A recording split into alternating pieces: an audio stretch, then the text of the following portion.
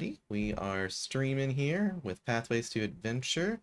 We have our group called Devil's Dice today. They are fantastic players who took 3 people to defeat an enemy that was exceptionally powerful, and they were also very low level when it happened. Were you guys level 1 or level 2? Level 1. Level 1. That was crazy. And why are we called Devil's Dice? How much damage did you do in those 3 executes? Well, I rolled 6 3 times in a row, and it was like 234 damage or something like that. It was ridiculous. So, let me make sure the stream's information is correct. I think it is, but if I seem a little lower energy than the last few streams, it's because I have not slept well, but I am here. I'm about to get some energy drink, and we will be good. Group is Devil's Dice. Done. All right.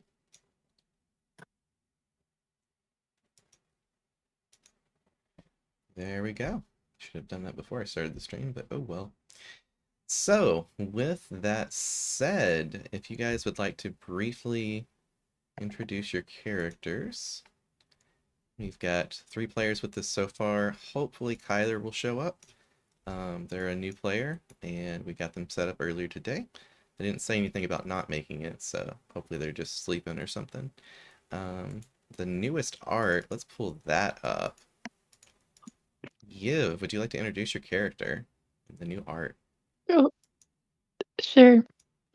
My character, she's a kitsune named Yiv.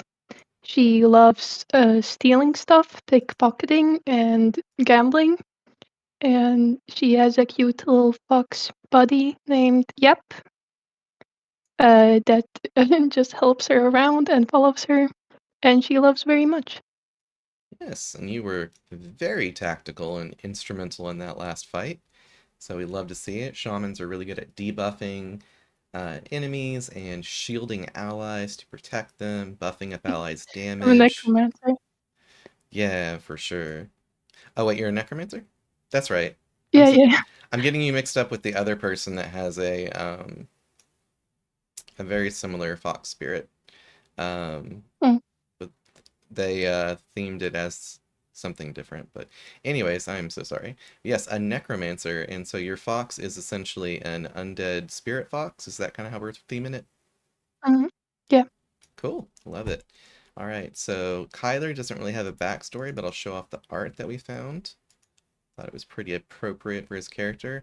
His backstory, essentially, he has a curse that the stronger he gets, the stronger the curse gets, and it is represented by tattoos on his body. He is a, let me double check so I don't say the wrong thing. I know he's a scribe, and I believe he's an occultist and a human. Yes, human scribe occultist, scribing symbols on his own flesh to try to reduce the curse's effect on his body. So, oh, did I show it to players? Let me do that. Ooh, that's a handsome man. Yeah. All right, and then we got Guy. That guy. Yep, the guy. The man, the myth, the legend, returning from Paradise Lost, or excuse me, Lost in Paradise, my original game I ran 2.5, almost 3 years ago. And you were a long-term player of mine there when we were playing at the Nexus Game Lounge in Texas. And let's hear about Guy. Well, Guy, is actually a little bit designed after Guy Fawkes, but more of a Western theme. So Guy is a former special operative, and but he retired, and now he is a driver. He ranches, raising his own bow chokes. Is that what they're called? Yeah, bow chokes. Totally legally Bow distinct chokes. chocobos. Totally original. Totally original, not stolen from anywhere. Yep. Two-legged ostrich-like, sort of, in a way, or maybe they're more like cassowaries. I don't know. Yeah. It depends on how mean they are. But yeah, essentially that's what he does. He is is a driver, and he's a little bit known for not caring too much about what the authorities any particular area care about his passengers. So he may be less than. Scrupulous. Uh,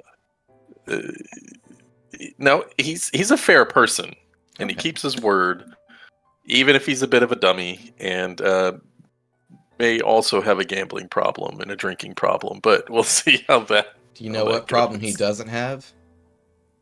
A giantess Jenny What? problem. But yeah, she probably very much respects him right now. So I have to tell you the story of what happened to Giantess Jenny. So after her defeat at the hands of you guys, she got one round killed by the next party that had 6 members, and she rolled a nat 1 on her initiative roll, so everybody got to go before her. Got one rounded with 1,000 health by a level 2 party that was 6 Oof. people. And so she took the defeat so hard that she divorced her husband, the illustrious bard, and because she felt she was not worthy of him. And so she is on a sabbatical and will not be in the arena for the foreseeable future until she powers up, gets stronger, Stella finds her groove back, and then maybe Giantess Jenny shall return, the darling of the arena. Maybe that party should be called the Wife Beaters. We literally that we joked about that actually, but we're like that would look kind of tacky, I think, on Start Playing and on the stream to be like literally the wife beaters. But yeah, no, they what's the a female version of a widow? I guess it's still a widow. Widowmakers. Yep. That should be their name, the Widowmakers. I Yep. love it. All right, and then certainly not least, but certainly last, we have Craig Help. Help. He's a troll warrior therapist. He's a pretty chill guy. He also is addicted to gambling, little known fact, but he keeps it a secret from everyone. Yeah, that's about it. Not a pretty plain guy. He's what he is on the tin. Simple man, knows how to help people. Good commander, impossible to kill. That's true. That's true. Very upstanding lad. All right. What is even funnier to think about is that we came up with the names Devil's Dice, and like nobody talked about having a gambling problem before. Oh, this is perfect. Yiv, do you have a gambling problem as well? Yeah, that's Yeah. what was mentioned first. Yeah. Yes, I love it. I love it. Now we had to put that in Kyler's backstory, and we're all going to be trying to hide our gambling addiction from each other. I love this. It's like the plot point. All of us have to come to terms with our gambling addiction. It's perfect. Alright, let me delete your old characters in the arena and we'll have the new ones. Alright. I'll update their health in a bit. So we are back in the arena instead of Paradise. Because you beat Giantess Jenny, and that was the end of your session, if I recall. And I said we'd level up between that and potentially fighting the arena champion, should you wish. After such a You will need to make trouncing. my character need to be bigger because he's a troll. Yes, this is correct. Thank you for catching that. I'm gonna update the token so I don't forget. This She's is where also my here. brain's not working. Sunday, Craig Help, prototype token, appearance, two, update token. I need the Mario, like, increased size noise when you get a mushroom. Uh-huh. Alright, so we got Craig, we got Guy, we got Yiv, we got Yap, and we got Kyler. I might play Kyler for you guys. I'm not sure. I think I'm going to sideline him for now because I don't have the mental bandwidth to play a character. I keep forgetting his actual class is Occultist, which is really fun. Occultist is basically a witchy warlock and gets the flying broom. They're experts at curses. They can animate weapons to fight for them really well. Their weapons can attack for free when they cast a curse spell. They use tarot cards as their weapon of choice, their specialty weapon, and their cards critically hit on a 5 or a 6, and tarot cards just naturally do bonus damage on a crit. And so if they've cursed somebody and they start attacking them with attack spells, their damage is actually not insignificant. They're a little bit like a shaman in that regards, whose spirit pet can fight alongside them.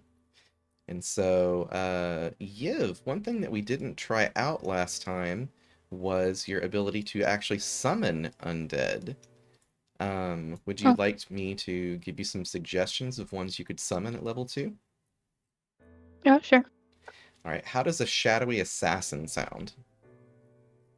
A It sounds shade. sick. It is. I'll send you the stat block for it here in a bit. Actually, let me pull that up right now. People can see the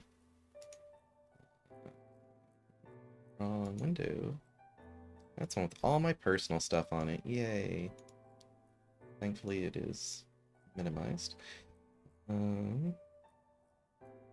Yes, here we are.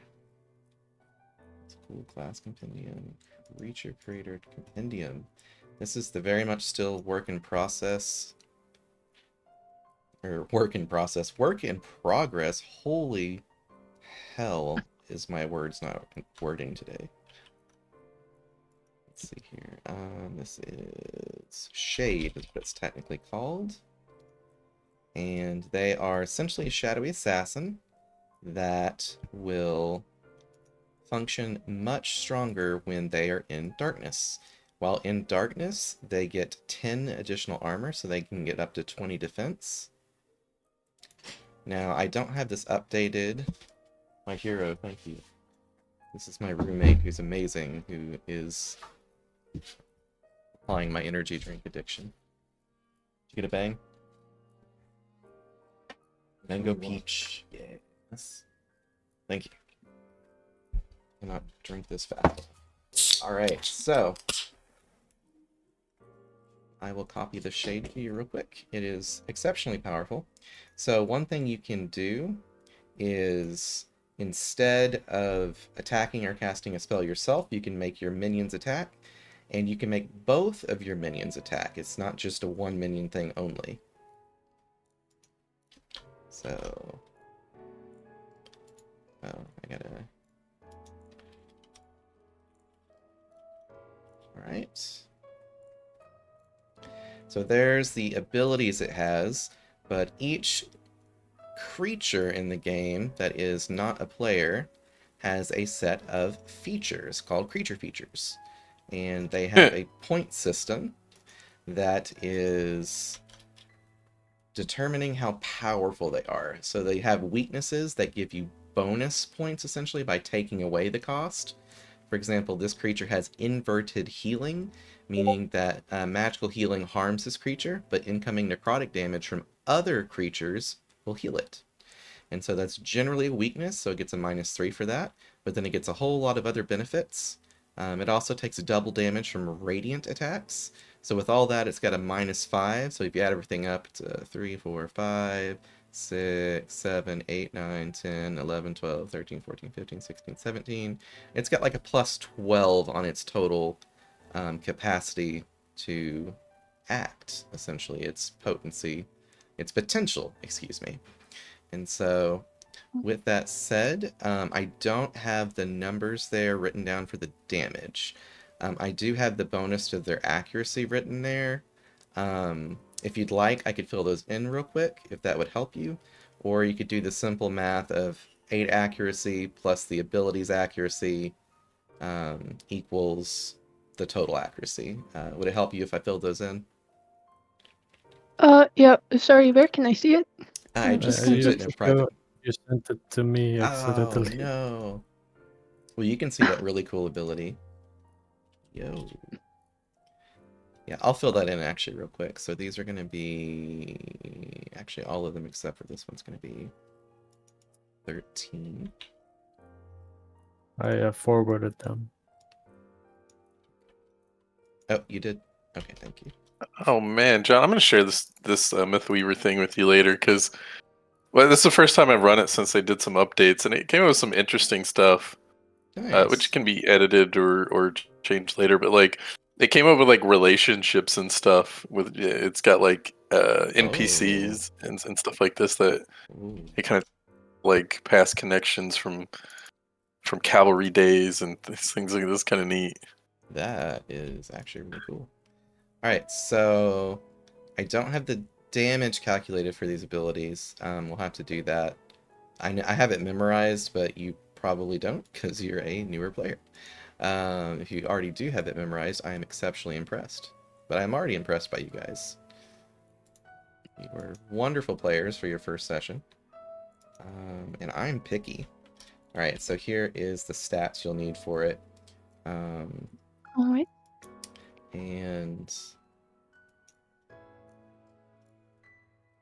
things like backstab, for example, you're going to get 6 damage, plus if the creature is bloodied, you get to add the body times 2. So for this guy, it's got 4 bodies, so it would be 8 damage once they're below half health, plus 6. And then your physique of this guy is 4. So 8 plus 6 plus 4 is 18 damage. So a backstab is going to do 32 damage, for example. So very powerful damage from this creature. It's very accurate, and so it's a good source of just reliable damage as a fairly squishy rogue-like creature if it's not in the shade.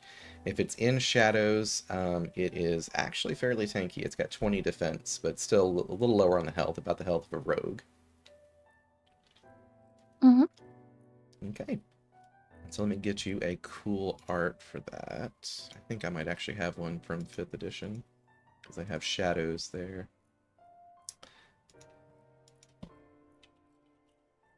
Yeah, there we go. Boom, you got a shadow. Let me give you control over it.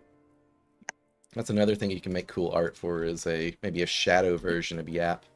That would be kind of neat. Oh yeah. Let's see here. So, what am I trying to do? I need to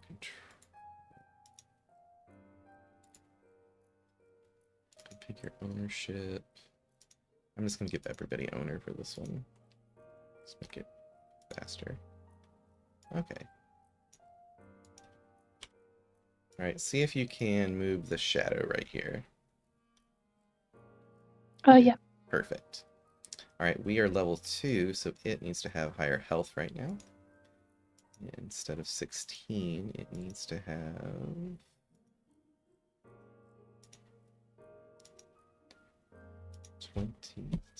24. Okay. I'll make it where you can see its health total. Do you have a fun name you want to give it? Oh god, I don't. Yin Yang, so we could do Yang for darkness. Oh yes, that's perfect. There we go. So if you have 2 of these things, is that a creature double feature? It would be a creature double feature, but unfortunately you can only summon one of these at a time as a necromancer. But yes, so we've got Yang, we've got Yap, we've got Yiv. You should be able to move it like we just did. So we are good. That. And now we need to level up at level 2, which is a very simple process. You get 2 points that go to the smaller stats. So not the big stat in the circles, but the 3 that are around each of the circles. And increasing them does different things. If you increase the accuracy stat of your thing... Oh, hello. Heyo. Yeah, we're streaming Brendan. How's it going? It's going okay. How's it going with you guys? Doing good. Were you wanting to jump in? I thought it started at 3, so this is my bad. That's fine, that's fine. Were you signed up for it, I think? I was, yes. Okay, yeah, just hop on in when you're ready. It sounds like you're on your phone, though, so... I am. I'm also nowhere near my stuff. Okay. I thought this started at 3. Yeah, no, definitely earlier for our UK folks. Let's see here, what was I gonna do? Your character is named...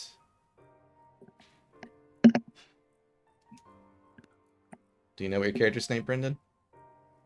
Vale. How you spell it? V-A-L-E. D-A-L-E. Oh, Dale. For V. some reason... No, Oh, it's Veil? No. V-A-L-E. Veil. Yeah. Gotcha. Okay. Human Jester Rancher Sage. Oh yeah, you were making a sage. That's right. All right. So Yep, I'm looking forward to playing it. heck yeah. Did you have I any do- art for it? I had not picked out art yet, so I was gonna have to pick that out by like 3. So Yeah, I'm gonna show that to the stream, Exaltia. That's actually really pretty. So this this is actually what Mythweaver thinks Maiden's Fall looks like, just from whatever description. I was trying to get a character portrait, so it's funny that it made this Yeah. because it didn't just put like one person in it, like in the. I'll give you a really good prompt for Maiden's Fall later, but that's crazy. I love it. Sorry, Brendan. Did you have art for your character? I couldn't remember if I asked that. you did. I said no, I don't yet. I was gonna have it picked out by like 3. Gotcha. So Okay. if you guys are okay with me basically playing without my character sheet, Yeah, I can roll for you. Okay, cool. Because like, Did you already level up to actively 2? Oh, no, I had not yet. Okay, you'll just be able to put 2 stat points in. Knowing you, you're probably going to want to put it into an equal amount of willpower and intelligence so that you can get those 1 abilities faster that you were wanting to get. Gotta catch them all. Alright, Yep, so that- Veil's health. And this means I can do that spell that I wanted to do, and I don't think you're planning on how I'm gonna be using this spell. I know you'd love to break my game, and this is why I love you as a person and tolerate you and all your wonderful, unique traits. Especially the fact that I constantly crit in in-person games. You really do. So we'll put Veil over here. Oh, prototype that correctly. Let's see, configure ownership, Brendan. Okay. And eventually we'll need to get your Guardian on here too, but that is for another day. Just use a golem or I do know something. that you can use the art I used for Ted Bob, or Ted, or my boy rather. Sorry. My boy, that's right. Update token. Okay, we got Veil. And would you describe Veil for us as best you can? Vale is a 30-ish-year-old person who's been talking for a very long period of time. It's why they have become a sage whenever they died and got reincarnated into life. Okay. They really like Pokemon, so their whole goal is they're gonna catch them all. I love it. Alright, let's see here. At here. Watch. At Devils. Nice. Is there anything else besides the 2 points? Nope. Or... Okay.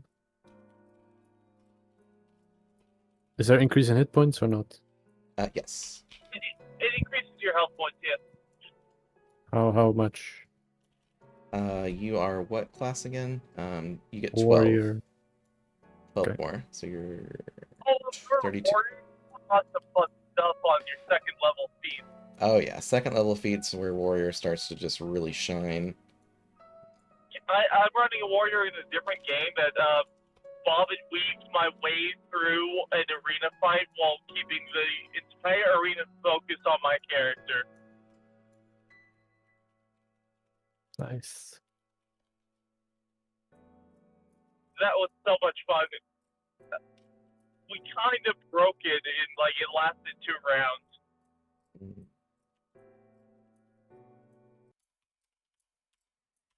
There we go. I will say this character that I'm playing now is a very heavy support in that I take 2 rounds to cast my chance. Yes, and so you kind of end up waiting around a little bit with that one, but it has big payoff. It has big payoff. It has big payoff. It has big payoff. I know Obliterate is hard, and that I cannot crit due to how much damage I deal normally.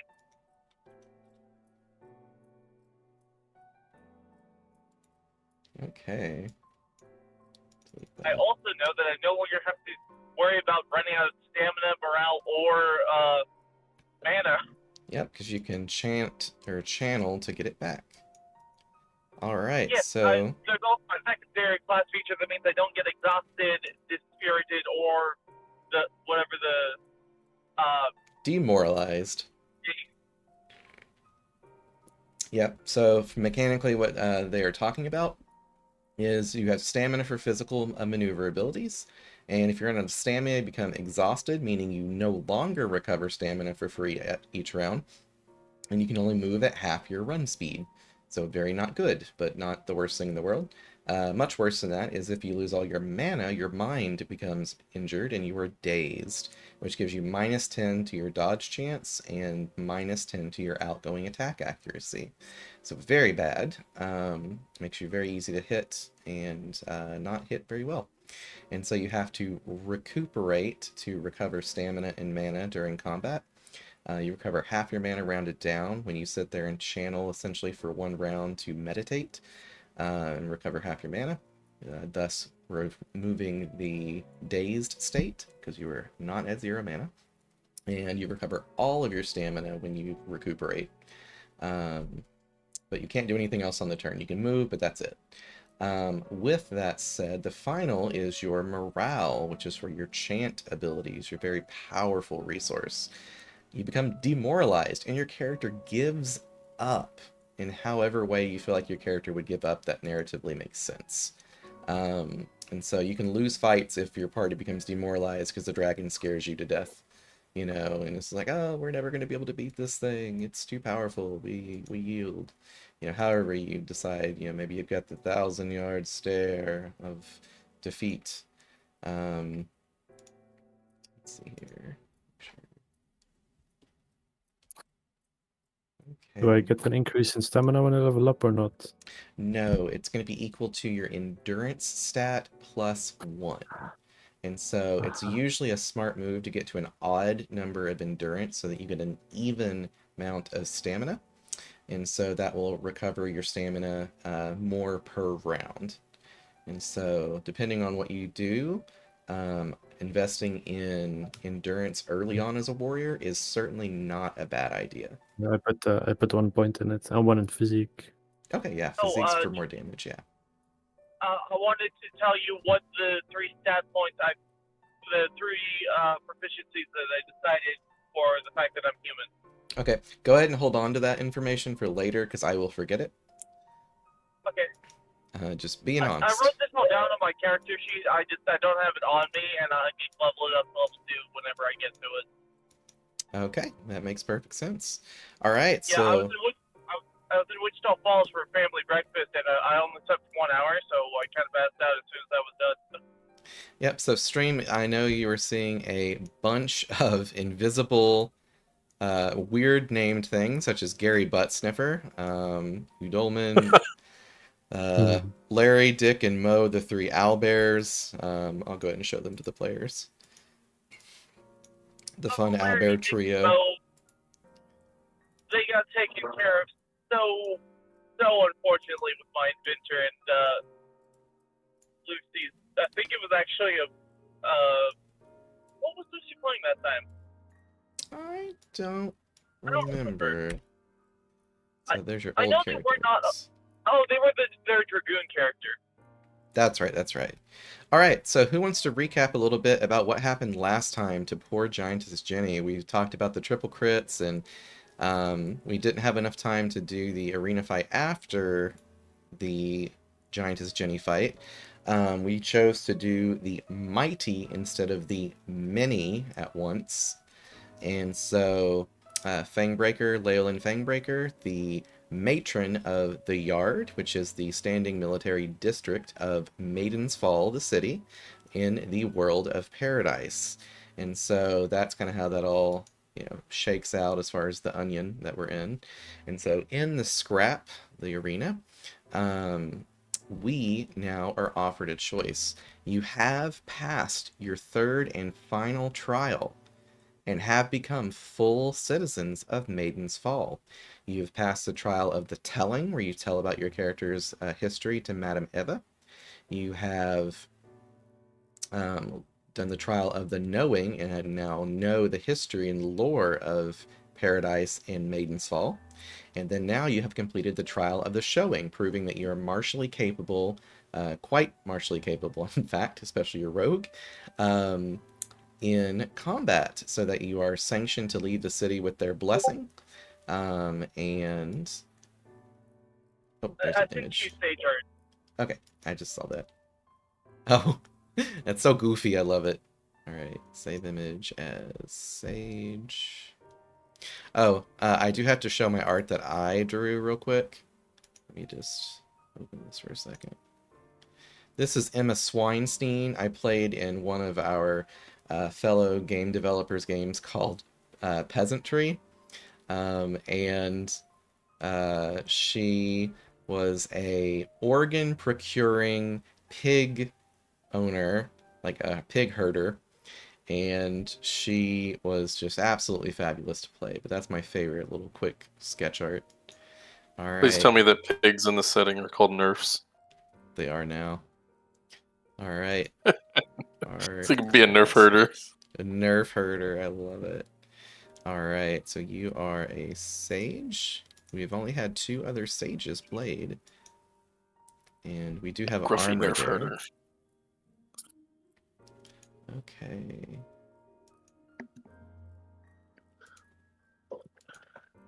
So let me get that art on here, and we're ready to get going.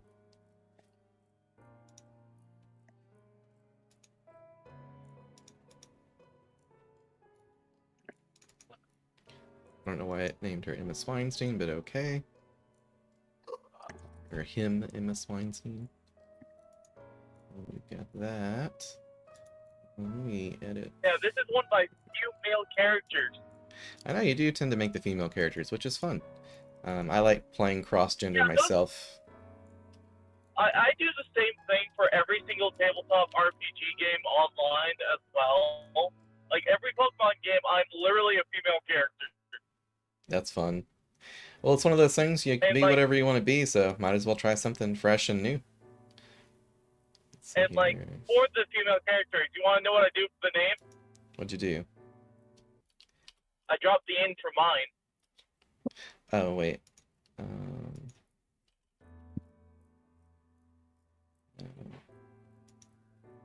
Guardian. Art on there. I'll prototype it and all that crap later. I'll just get the art. Alright.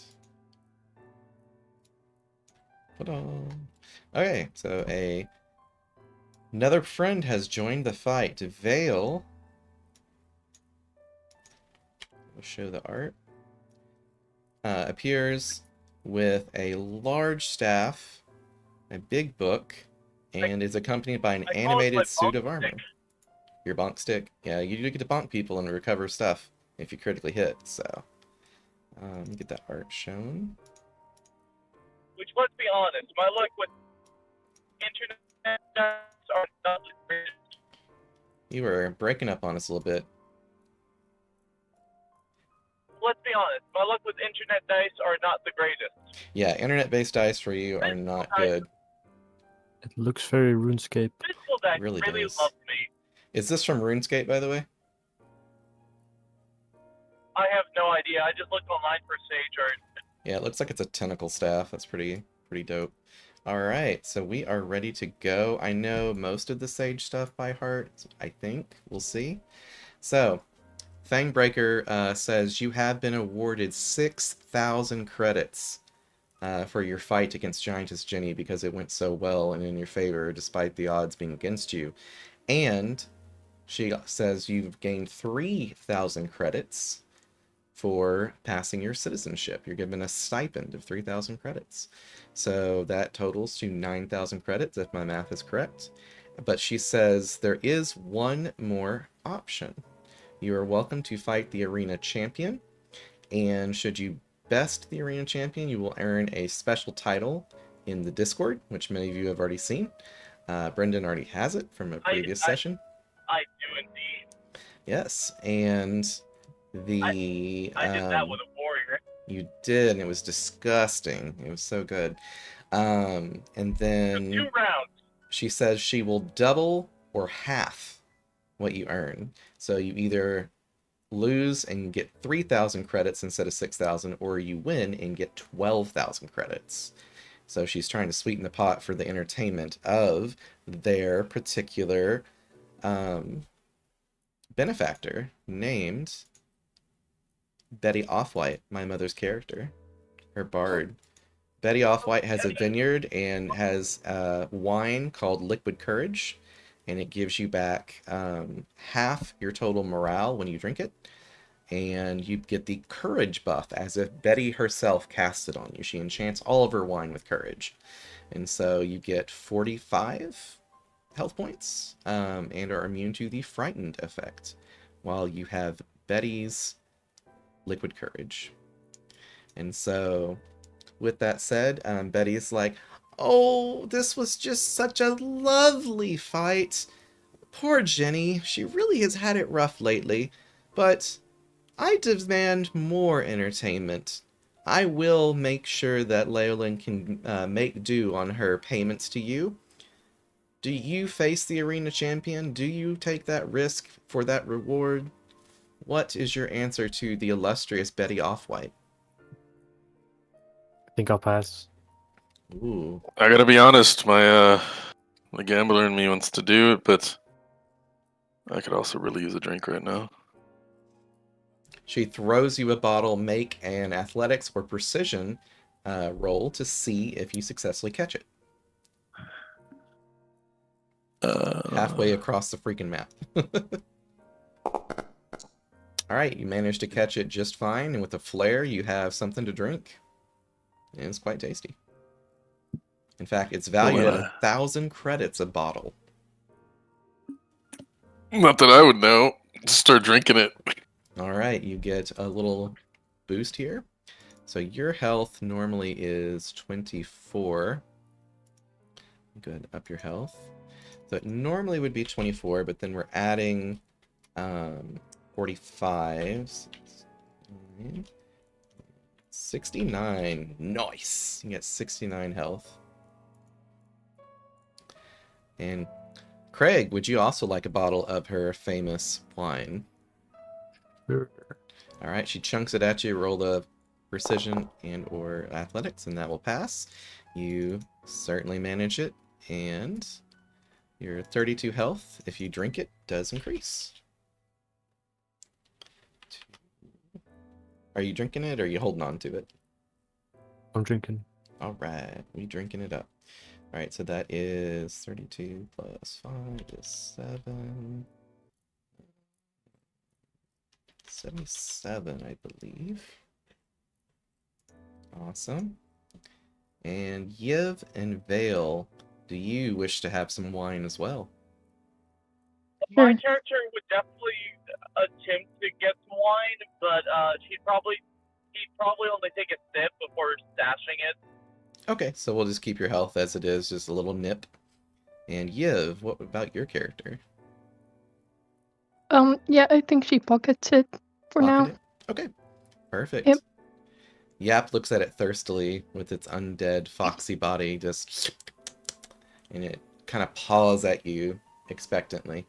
No, I don't give it to her. She's too young. She does circles and wags her tail and starts yipping at you. What in fact does You're the only fox gonna say? The Guardian has no capabilities of drinking anything, so it just looks at you with the deadpan look in its face. But You're gonna yes. see my character start writing what the wine tasted like in his giant book. Yep, I love it. Giant book's just a massive journal. That's perfect. So Vale, what was your vote? Did you want to fight Fangbreaker? Or spoilers, sorry. I personally would like to, but I'm fine either way, depending on what the party wants to do. Okay. I just have a couple of evocations I want to try out. Alright. Guy sounds like you were leaning in the gambler's direction. So it looks like it's up to Yiv. Well, how's Yiv feeling today? You feel like you got this? I feel like she has to go all in. She's a gambler at heart. Beautiful. So it sounds like we are going for the big arena fight. Betty says, just to make sure this goes well, I'll officiate this one. And she starts playing a song, and Fangbreaker leaps in with superhero leap and lands in the big thud. Has her great sword on her back, her longbow on her back, and her twin scimitars. She pulls them out, you hear them unsheath, and she says, I, with the power invested in me as the matron of the yard, will be your opponent today. She takes her stance and over here. She says, I've learned my lesson. You will have no time to prepare. We shall go. And then the fight begins rapidly before you realize it. Definitely before you realize it, unfortunately, with a natural one. That drink hit me. Well, I rolled pretty low too. I rolled a total of a 12. What about my character? Because I cannot roll for me. I can roll for you if you want. I just had to lecture, by the way, so I'm close to getting help. Okay. Lactose has to go for just a moment. This actually is a good time if we need to take a break to grab water or anything. Does everybody already settled in, or do you need a time to go get stuff? Whatever you want. We can take a break. I rolled a 6 for our remote person. Oh, yes. And Nice so, and battery, Vale. let's get me home. So, Vale. So, Yiv, I do not believe you are even remotely close enough to beating her.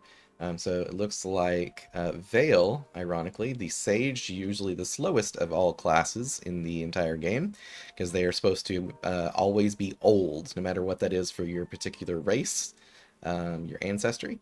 And so they're usually old, frail, but this one's got a spry pep in his step. And I'm a Vale, 30-year-old human. yes. Well, you're going to be older for the sake of your class that you've chosen, because I forgot to I write look that into the ridiculously lore. old. I look very old. It's just I'm actually 30. Oh, okay, okay, I got it. I like it, I like it. All right, so Vale, It what hangs do back you out to do? me in person. I'm gonna start casting warp on Leyland Fangbreaker. All right, so you start to evoke, which evocations only are a sage ability type. They're one of the rare 4th ability type in the game. They consume stamina, mana, and morale to work, and they take 2 rounds to get off. So, what was the ability again? Warp. Warp. W-A-R-P. Sir. Okay. Yep. All right, so your guardian can move and attack while you are chanting. Do you have it move forward? Yes. Do they have the challenge ability for the Guardians? It does. I'm gonna have the Guardian challenge Fangbreaker and then go into Bob and Weave. Okay, I think it has that. Let me double check. I remember saying that it does. You are probably correct. I just need to have the Sage pulled up because it's one of the classes that I need to work on still with the version 3 document. So if you have any ideas for Sage, by all means. Alright, so it does not have, no, yeah, it has bunkered down. That's what it was, to enter the block Okay, state. then So- I'll have the Guardian bunker down. Alright, that's good, because that brings its defense up from an 18, that's already really good, to a 26. Wow. Alright, so it's got 26 defense as it has challenged her. It ran up the middle with a sprint as fast as it could, and it is here to intercept Leyland right away. And Leyland says, very curious, this little thing. I've never seen one before. Let's see how it breaks. She rushes forwards and goes to dual strike it with a crit on the first hit. Now it is defending, so it does not take critical hit damage. It does have 28 health, however. And do you have it use its reaction to endure pain? Yep. Good, because she does 29 damage in a hit. So that's going to half that to 14 and put it at bloodied with its first hit. It starts to leak its sagely essence from its body that animates the armor. And she is no longer challenged by this creature. So she goes right around it, pulls out her longbow, and goes to shoot Guy, the one she is most afraid of. Not afraid of, cautious of. With an aimed shot, she will hit you, Guy, unless something else happens. I have some reactions, and I don't remember what they are, so let me look. Yep. Barrel roll's the easiest one to choose from, but you never know if she's going to crit you on the next one, so... Let's see. And this I is don't her actually know second what attack. reactions my sage has. So, Not many. Very few, actually. yeah. Also, I'm almost back, so this is great considering I have 8% battery left. Oh, perfect. Alright, so Landlin pulls out her longbow, draws it with a quick shot, and fires it accurately. It goes straight for Guy. So what is this return fire? How does that work? If you are in the dodge state and you avoid an attack, then you can wheel around and return fire with your own free attack, with a ranged attack. I see. So Hello. you have to be in the sorry, dodge sorry for state? leaving. You do. Hello, hello. But you don't have to be Hello. for barrel roll? Oh yeah, I see. Okay, preventing attack in dodge Oh. state. Sorry, what was Sorry, that? what- Lactose? Sorry, what was that? well, what are we doing? Sorry, I had to go for a bit. Oh, it's okay. I'll catch you up. So, the roll for initiative was only won by Vale. So Vale sent their Oh. guardian in and started chanting warp as an ability. Or not chanting, evoking warp. Evocations from sages, this guy right here, takes 2 Mhm. rounds to take effect. But they can command their guardian to go protect the party while they're chanting, or evoking. So the guardian rushed forward, sprinted, challenged Leolin, and then bunkered down. She critically hit it on her first strike of the Ooh. match and knocked half of its health out as it endured pain as a reaction, trying to tank as best it can against this absolute beast of a woman.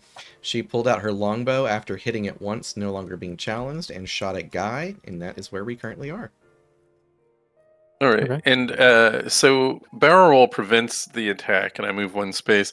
Endure pain, I gain Half the resistance to damage all of the attack. damage. Yes. Yeah. But why would I take half damage when I could dodge it? Like, what is the advantage? If she hits you there? 3 times and you have enough health points, it's gonna do less damage than if she hits you, misses once and hits you twice for full damage. Okay, so is gain resistance to all damage for the triggering attack?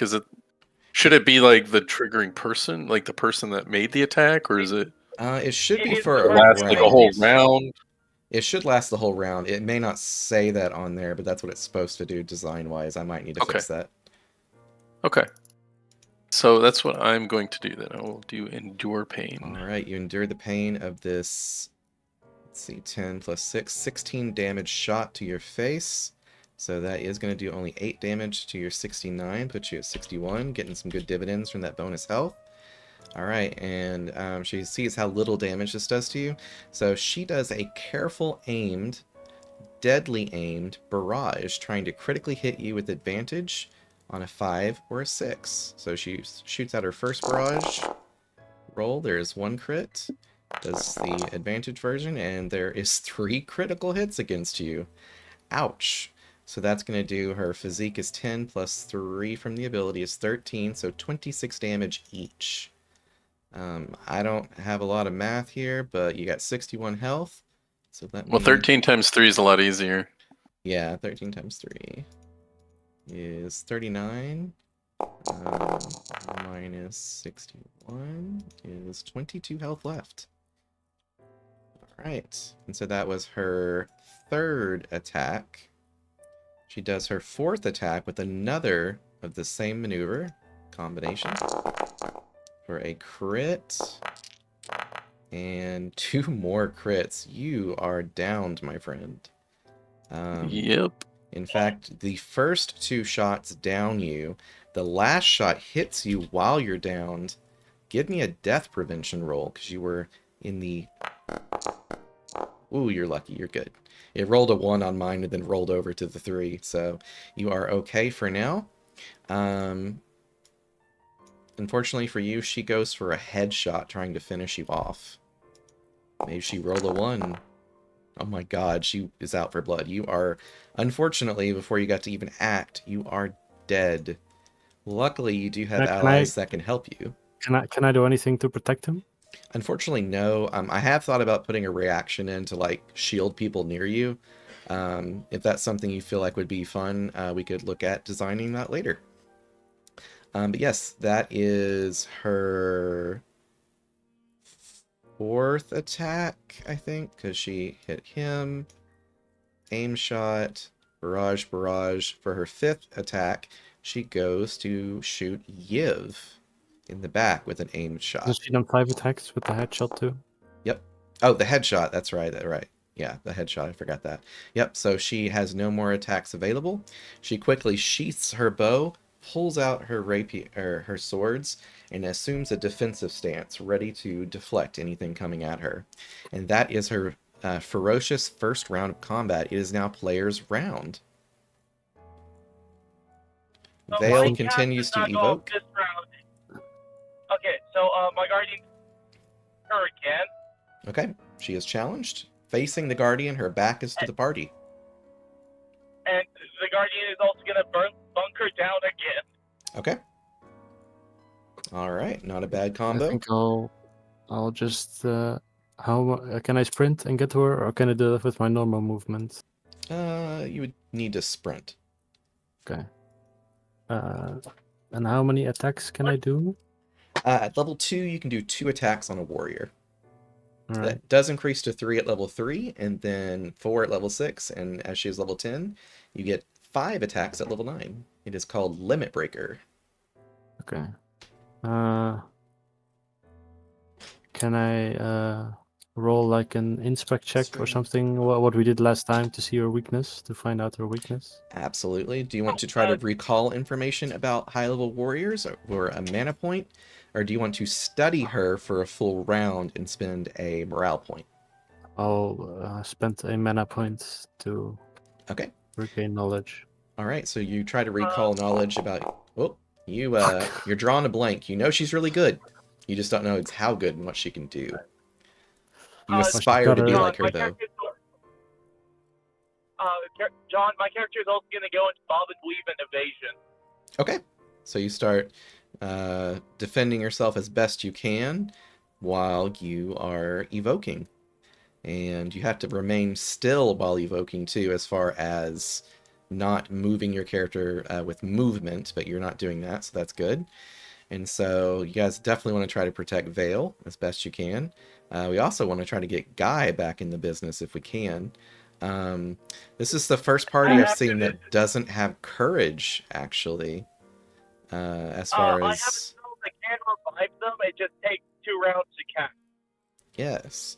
So, Yiv, I can also revive them. you do have a bottle of liquid courage, and courage as an ability does revive people from dead if it's been used within 6 rounds of them dying. I'll let you decide if that's something you might consider, but you can use items on other players. I'll give him divine. You could. Yeah. I think I run over to him and like spill it in his mouth. And Or try go to ahead, people get him back shoving up. stuff in my mouth again. Showerman and booze. Showerman Yes, you and do. booze. All right, and so you heal 45 health. Didn't know we were playing Who's in My Mouth. Oh my. This is a PG-13 stream. No, it's fine. Yes, so Guy is Not back anymore. alive. Yang and Yap can move and can sprint on their own, but they cannot Can attack I- this round because he used an item. Yeah, I- I think Oh, they'll I just think this- sprint towards the girl, the woman. I forgot her name. Leyland Faintbreaker. 1, 2, Yes. 3, I did not 4, describe 5, my 6, pet for being a ranger. 6. Okay. And then Yap. Oh well. 2, 3, 4, 5, 6. 1, 2, Can I attack still? 6. You absolutely can. Okay. 2 I'll minutes hit out. her.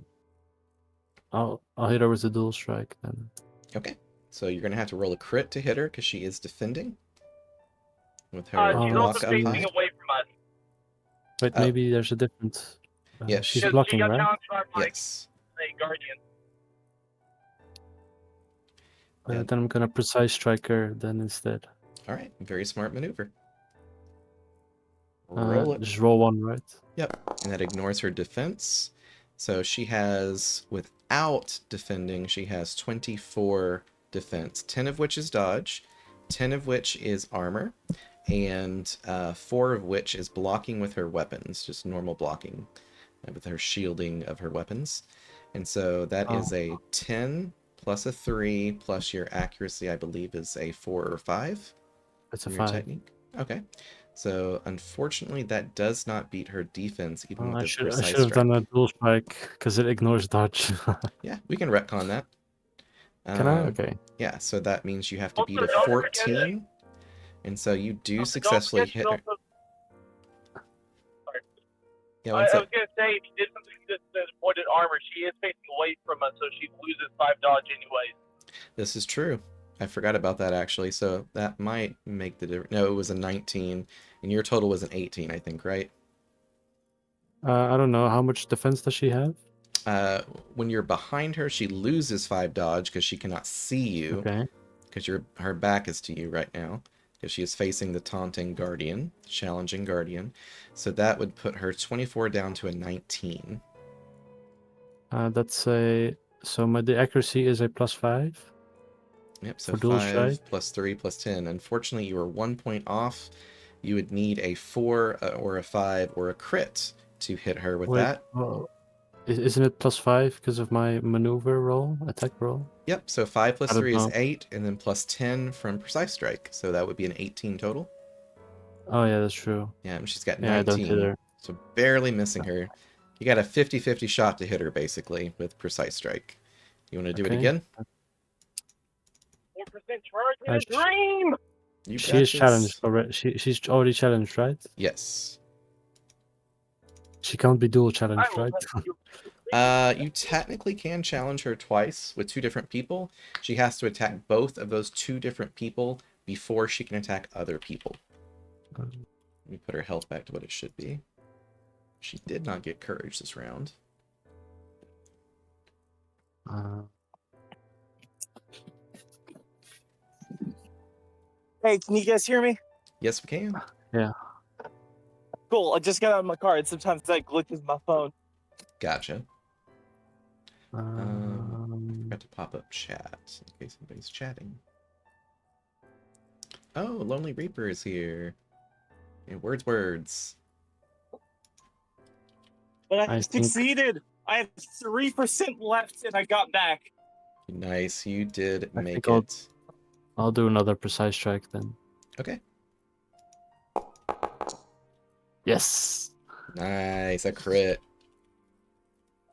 So that's physique +6,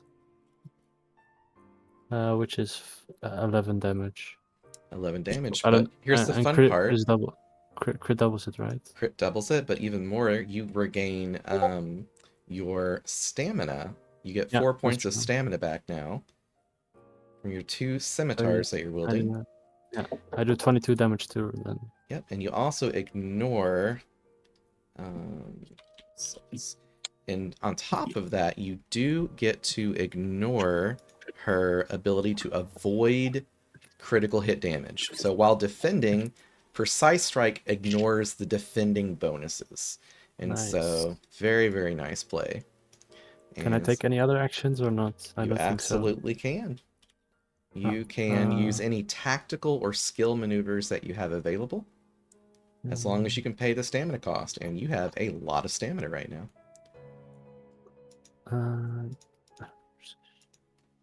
It's warrior on warrior hate crimes in this arena here. I'll do evasion then. Okay.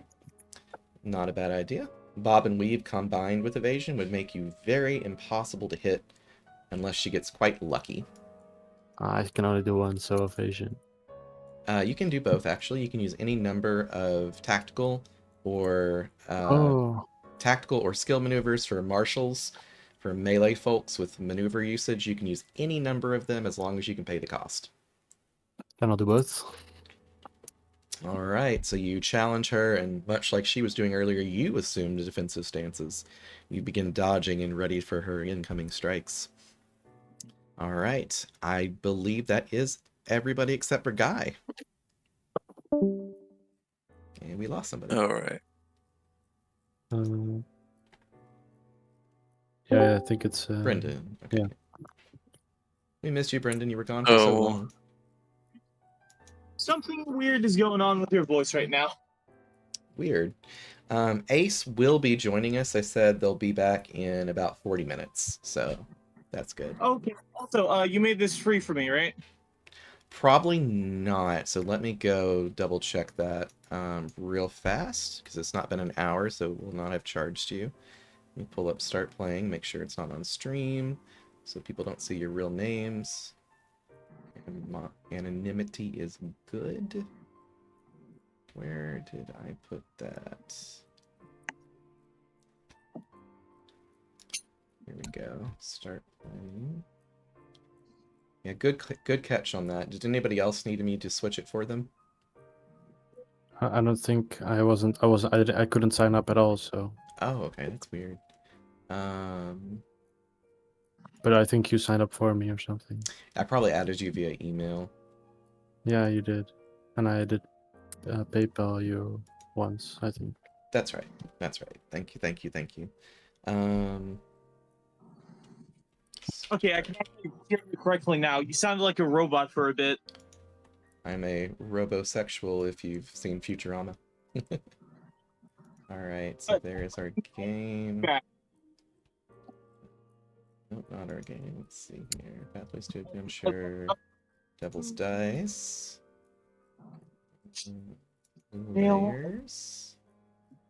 And then you are changing booking price and you are comped to free. Alright, so it should not charge you for this session because we did it, I believe, within an hour. Details. If it did charge you, just let me know and I'll cash app you the money back. So we have people that donate usually $10 a player for these sessions if they are able to, and if not, they are able to play for free. Another benefit of people who donate is you get the class book that's worth $20. You get that for free. That has all 30 of the classes in it instead of just the 4 free ones that are available in the free rulebook. So anybody can download the rulebook for free at itch.io/pathways to adventure. I will put that in the chat really fast, and then we will get back to it. Copy that. And for anybody that is interested in becoming a game master, we have a $50 package that includes every book that I will ever produce, ever, including future content that is planned for new classes and races, ancestries, more backgrounds. All that's going to be added. And so it also gives you a special role on our Discord server where we will help you become a better game master and you'll be able to run games on the Paradise server. So it's a bit of a buy-in, but it has a lot of good value, I believe, for people that want to really jump into Pathways.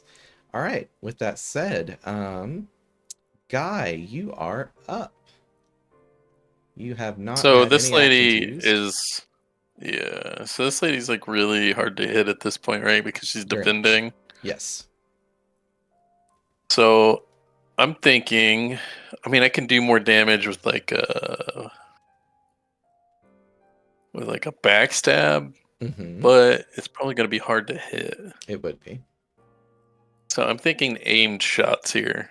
All right. And with we're throwing gonna... knives. Okay. We're gonna... Oh, yeah, throwing knives are more accurate. That's actually a really good idea. All right, so you whip out your throwing knives, you throw your first one, you throw your second one. Go ahead and make those 2 attacks, and then do you want to use your cunning action to do a third one? Yes, I will. All right, let's roll them in order, in case you want to deadly aim or careful aim them. probably want to careful aim that. Yeah, sounds good.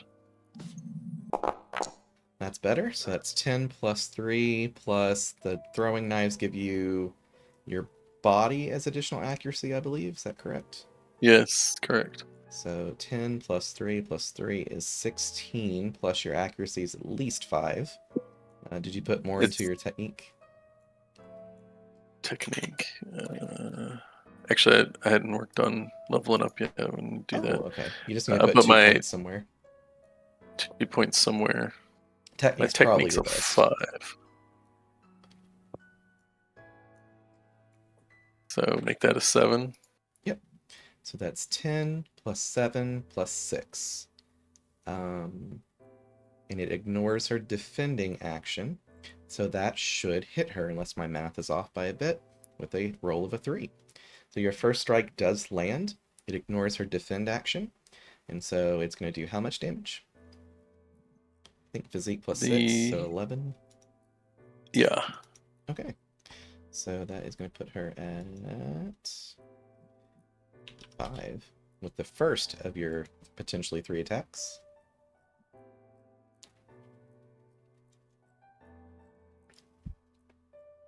So actually, my third attack, I'm going to do something a little different. But so my second one, we'll do another aimed. Hey, Yep. I'm gonna try something. Just let me know if you can hear me. Okay. That's another hit. All right. And then I actually want to close distance now. Okay. You can sprint with 1 more stamina to get over there, spending 3 stamina total. No, 5 stamina total.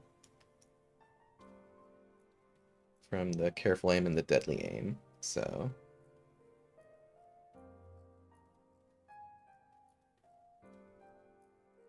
Okay. And then I want to do a feint attack. Okay. Do you have enough stamina for that? Oh, yeah. You don't have to worry about stamina because you're using a cunning action. A rogue charge. One of your 7 charges used. Alright, so roll that attack. It's plus 10 to hit, and may the odds be in your favor, because it will be hard to land still.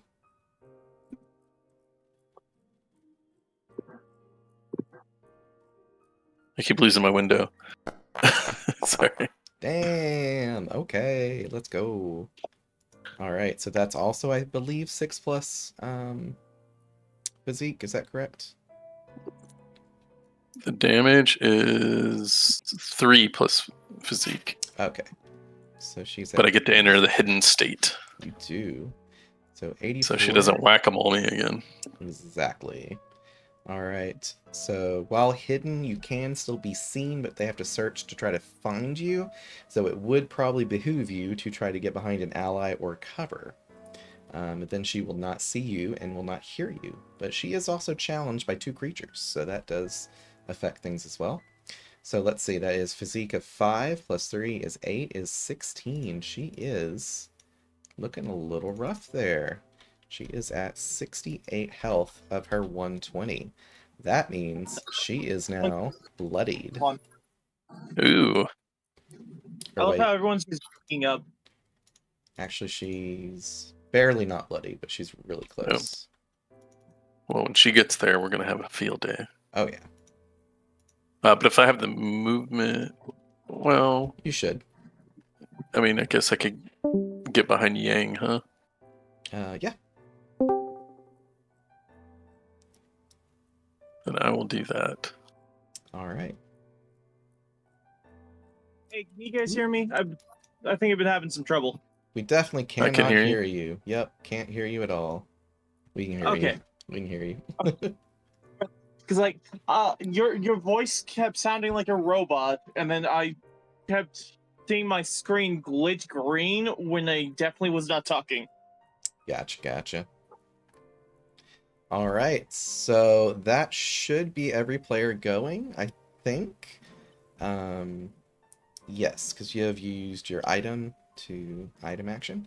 All right, so she goes, and she is surrounded by enemies, and being a competent warrior who knows what she's doing, she does a careful aim, deadly aim. She's challenged. She is. She's going to do an area effect attack to hit everybody around her. And so that is the one caveat. She has to attack you guys, but she still can do attacks that hit multiple people. And we've got her cornered, so that's what she's doing. So she rolls twice. Good thing it's advantaged and might hit people. We'll see. She has to roll disadvantaged against you, Craig, because you are evading. So that 1 is her first roll, is what it neutrals out to be. So she definitely misses you. Against the Guardian, let's see, that is 10 plus 2 plus 5 is 17. Does not hit the Guardian. I don't believe it hits Yap. What is Yap's defense?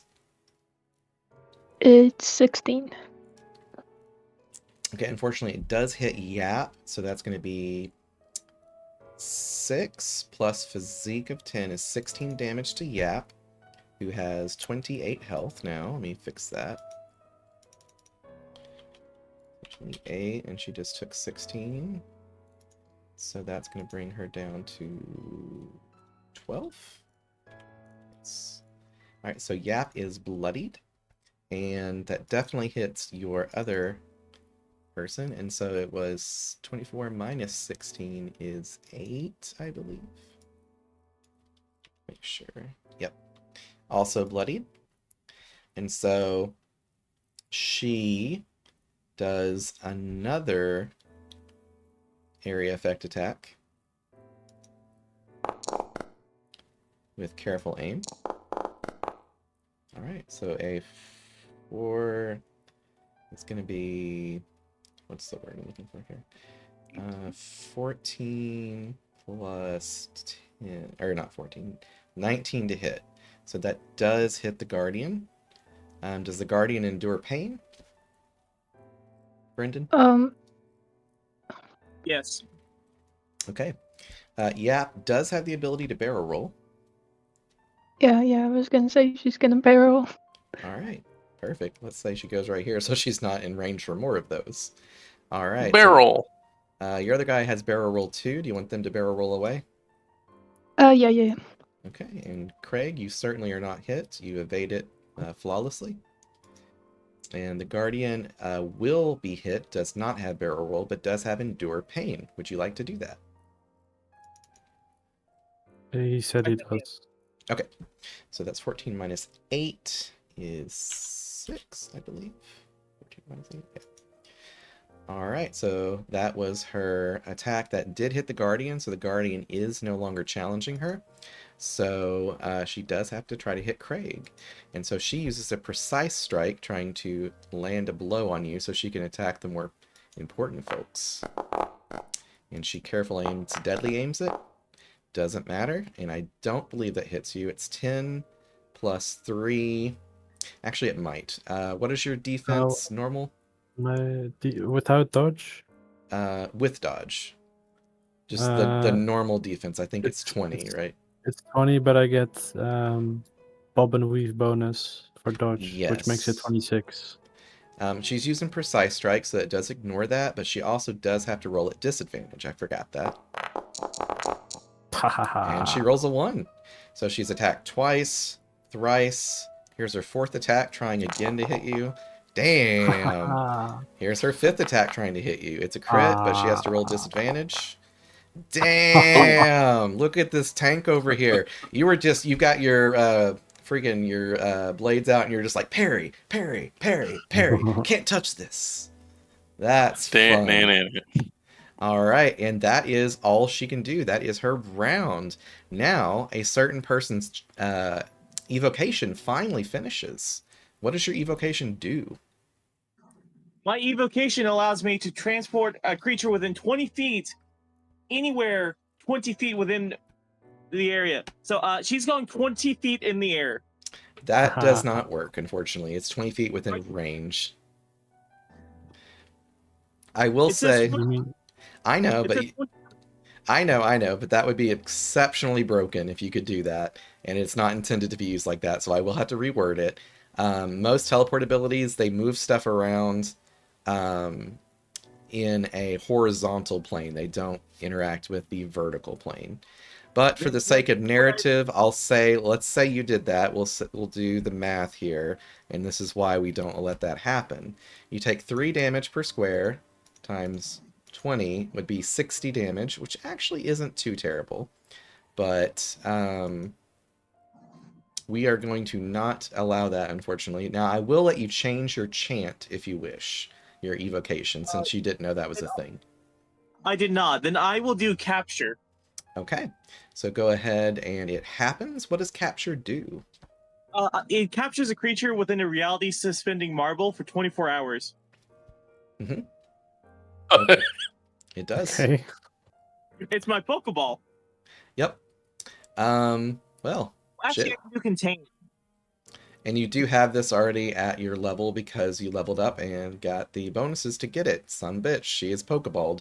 You have Pokeballed a matron of the city. Is she gonna resist roll or anything? I was going to say, unfortunately for you, she does have the ability to break out of control effects like that. She's used one of her 12 endurance charges, which does still heal her for 12. So she's back up to 80. But you have chipped away at one of her lives, essentially, with that particularly nefarious ability. So your Pokeball is not a Master Ball, unfortunately, in this case. She goes doot, doot, doot, doot, doot, and pops out of it and roars. All right, so you do have your action veil. Do you want to chant or evoke something else? Yeah, I'll evoke obliterate. Okay, that is very effective. It cannot miss and does irresistible damage. So that is potentially going to be her downfall if I don't do something quick. So I have to get to you, or else I am dead. But You're she's also trapped. still challenged. But she's challenged, She's not. yep. Is she's I'm not going- trapped, right? She's what? Is she trapped now in the Pokeball or not? Oh, no, she broke free. No. She shredded okay. that Pokeball. And it did cost her an endurance charge, though. So she is still challenged by you. Do you challenge? I'm gonna. Oh, sorry. Go on. Sorry. I'm gonna bob and weave with my character. Okay. And using my construct, I'm going to healing divine strike. Ooh, smart move. All right, so you begin to chant on this round, and you will finish on the next round. You do get to make one martial attack because you're chanting with a weapon that your guardian is wielding. What weapon did you give your guardian? I would have given him a great axe. Okay, so Flurry does extra body damage with a great axe. Okay, well then I guess I'm gonna. You are facing Flurry. behind her. Okay, none of those will hit. So you can roll again if you want to do your second attack to Flurry. Yeah. All right, the crit does hit. So its And body this week stat was- is +3, I believe. All So three goes to crit because I'm gonna deadly aim the two of them. it doesn't have deadly aim, unfortunately. I know you're Does so... indeed have deadly- Does it? I'm looking at the screen thing right now. Why did I- Skills: bunker down, careful aim, deadly aim. Why did I give it deadly aim? Okay, so yes, we are retconning that. You do crit 3 times with a flurry. Oh my. So that's 3 + 3. She endures pain. 7 times 3. Yep. So let me make a second calculator. 21 times. That's 42 damage divided by 2 Makes her bloodied. is 21 damage. Yep, so that's going to be 39 Hey, you're if the finally- math's right. Yeah, she is finally bloodied for the first time in this particular encounter. And so that is the 2 attacks, because you made your dude do 2 attacks. And yes, she is still challenged. We still have everybody to go. What do we do? I take out my greatsword and execute. Go for it. that's Wait, cool. maybe that ignores. No, wait, damage lethal. Oh, it doesn't ignore any. It doesn't ignore What's her damage def- resistance. What's her defense again? Oh, she is evading and she is bob and weaving. And so she's got 20 just from dodge alone. and then 10 from her armor, and then 4 from her shield. So she's got a whopping 34 defense Then right I'm now. dual. Then I'm Dual strike would be a good call, yeah. nope, maybe precise strike, because Okay. those two are defend actions, right? Yes. Then I'll precise strike. Okay. Go ahead and roll it. But yeah, I was talking to Colin about my warp idea Right. last night, and the fact that you already thought of that is kind of sad. Yeah. That was a good Wait, call. are my bob and weave innovations still up or not? They are? Or no, you'd have to Okay. reuse them, sorry, on this round. Okay. But good to declare Then that. I'm just gonna I get 2 attacks on her, right? You do. Did you want to careful aim that last one to give it advantage? No, because I wanna dodge after the end of my round. Do remember you recover half your stamina per round, and your warrior charges, your surge charges, do recover stamina. So I already have. I'm at after using my first one. I'm still at 6 stamina, so I think it's fine. yeah. I'm gonna precise track again. All right, go for it. That's All right. 3 plus 10. It also says body plus 500. What does that mean? That means you are attacking. Oh, I don't know why it would say body plus 5. That's a good question. Accuracy. For the warrior, you said the body. Oh, that's if you're using your two-hander. Your two-hander weapons, heavy weapons for warriors get extra accuracy based on your body stat. So it should have been a +3 body accuracy. I'll just use I'm using my dual sword, so. Okay, gotcha.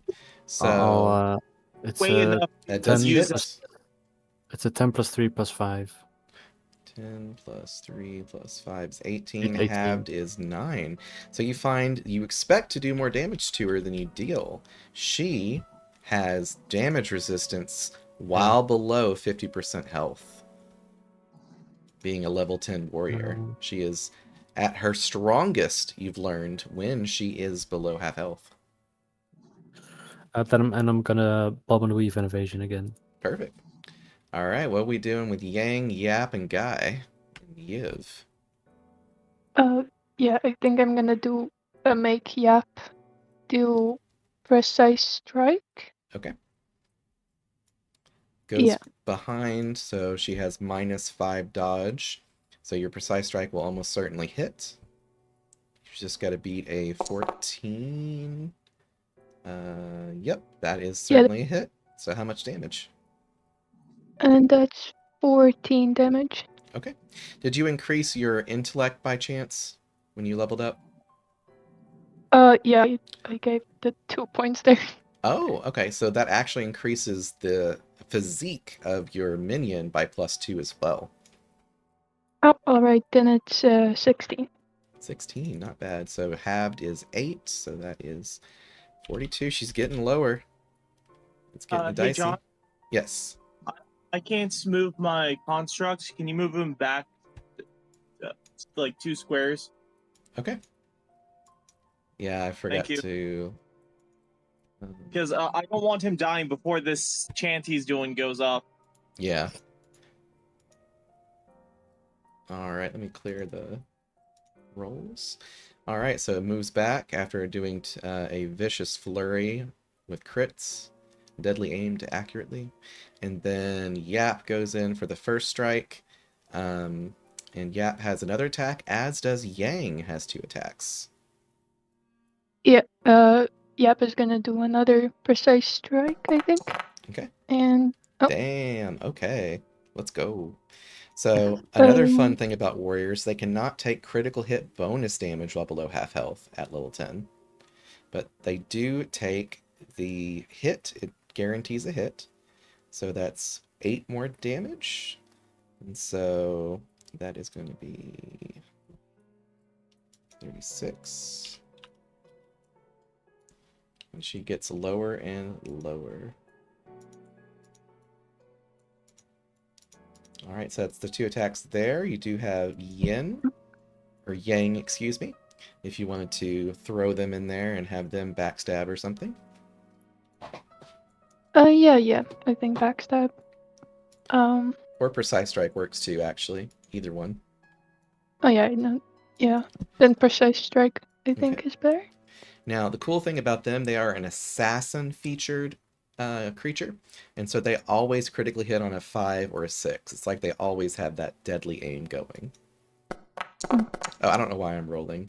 I mean, you can take that free crit if you want it. Do you want to take? Do you want to take my crit? Yeah, I think I'd rather take that. All right, we'll take the crit. So that's going to be quite a bit of damage. It's going to be 4 physique plus 6. Doubled is 20. Halved is 10, I believe. So she is getting real low. She's at 26. All right, do you do it again? Oh yeah. Actually, does that thing have daggers? I can't remember.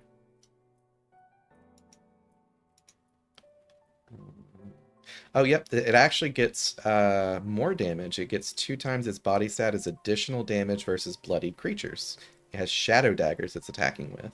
So that is an additional 6 damage. So let me add that to her. She is down to 20 health. Oh my goodness. This might be over for Leyland.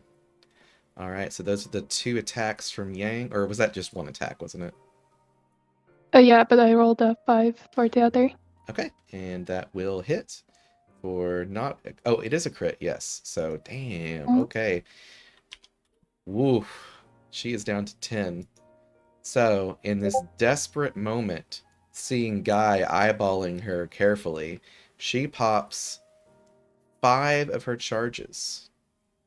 So 5 times 12, because warriors at high levels can pop their charges multiple times. And she heals herself 60 health points, but loses 5 of her charges. I'm keeping track of it with the feat. How many charges do I have after I level up? Do I still have 5?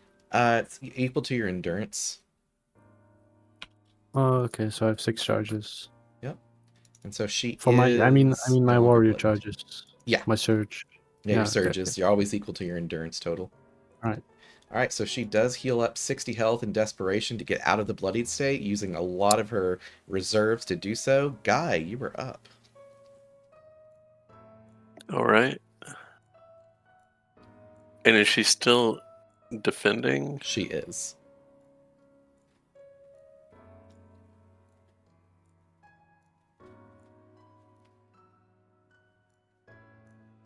Then let's do aimed shot. Okay. You take careful Wait, aim with your pistols, or with your throwing knives. I'm so hidden, right? You are. So you are So unseen. what does that do for when I attack? Say if I want to do like a barrage, how does that work? So for it, you are unseen, so she has -5 to her dodge. Now, barrage itself is very inaccurate anyways, so you probably wouldn't hit her with it unless you crit. So a deadly aimed barrage would probably be the right call. You'd have a 33% chance to crit her on each hit. He's also facing away from you. Yep.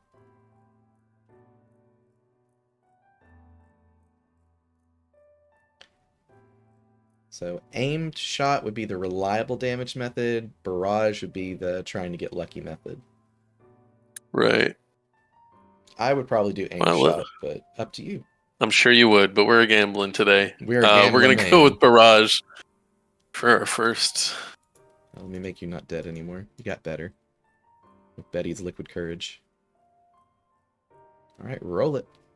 And so a deadly aimed barrage. Okay.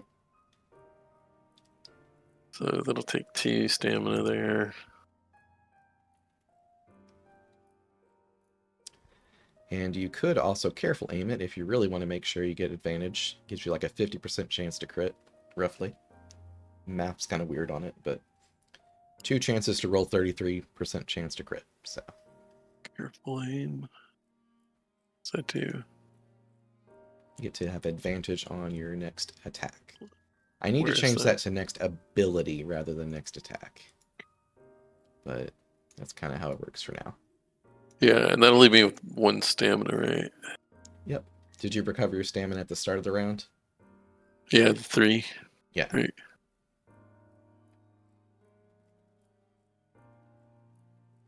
So, yeah, I can do that. So that gives me advantage on each of those attacks, right? Yep, so roll 3, and then roll 3 again.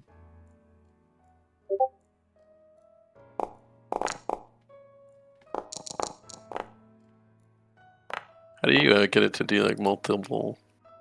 You would type /r space 3d6. Alright, so you do crit on one of them, and so we'll go ahead and add that damage in. And so that's going to be 3 plus your physique is 8.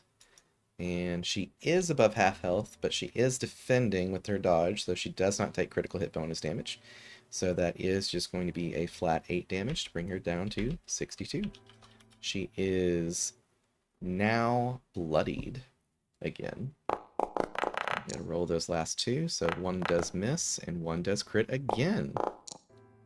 Alright, so that's another 8 damage to her now. Yeah, well, and with the last one that hit, if she was already bloodied with the dagger, I will double the body, or 2 times body as well. Yes, so that's So an extra 6.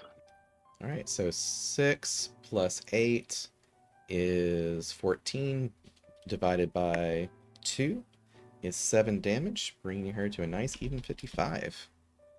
Getting work done. Alright.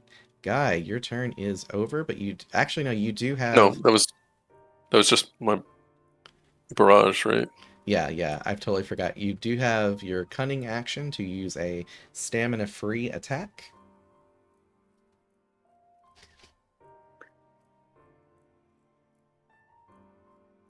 All right, yeah, and what does it have to be an attack? It does not have to be.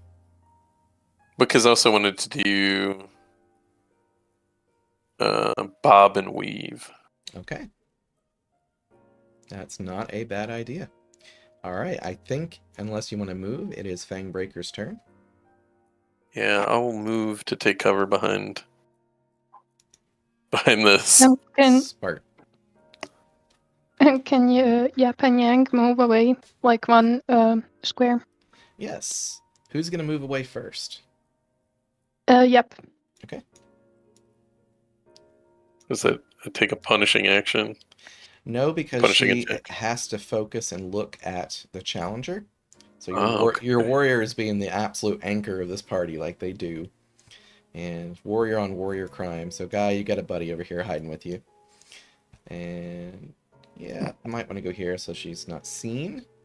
And Guardian backed up and is now her round. So she goes for a flurry of precise strikes against you, just trying her best. Careful aim, deadly aiming every single one. Trying to get this desperate hit. Failure on attack 1. Success on attack 2. She does critically hit you, but you're defending, so you don't take critical hit damage. You just take normal damage. And so that will lower your massive 77 health. God dang. You haven't used your action yet. Oh, yeah. You do have your reaction if you wish to barrel roll it. Good call. I forgot about that. If you have the stamina left to do it, which I think you do. For Craig. What do I need to do? She just critically hit you with her second attack with a precise strike.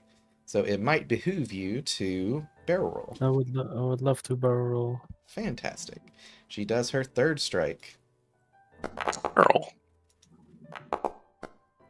Which, she has to roll with just a neutral. So that 5 does She critically rolls, hit you. She rolls with disadvantage, right?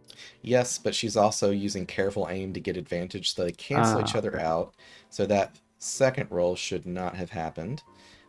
So the 5 does critically hit you. Does not do critical damage because you are defending. So that's going to be 16 damage. So you are... Why does a 5 critical hit? Does she have an ability like that? Yes, she's using careful aim and deadly aim together. Okay. Yeah. And so, well, it's actually precise strike. I forgot that. So it does ignore your defend bonus. So she actually does do critical hit damage. So that's going to be 16 times 2 is 32. So that's 77 minus 32 is 45 health. So you're still hanging in there.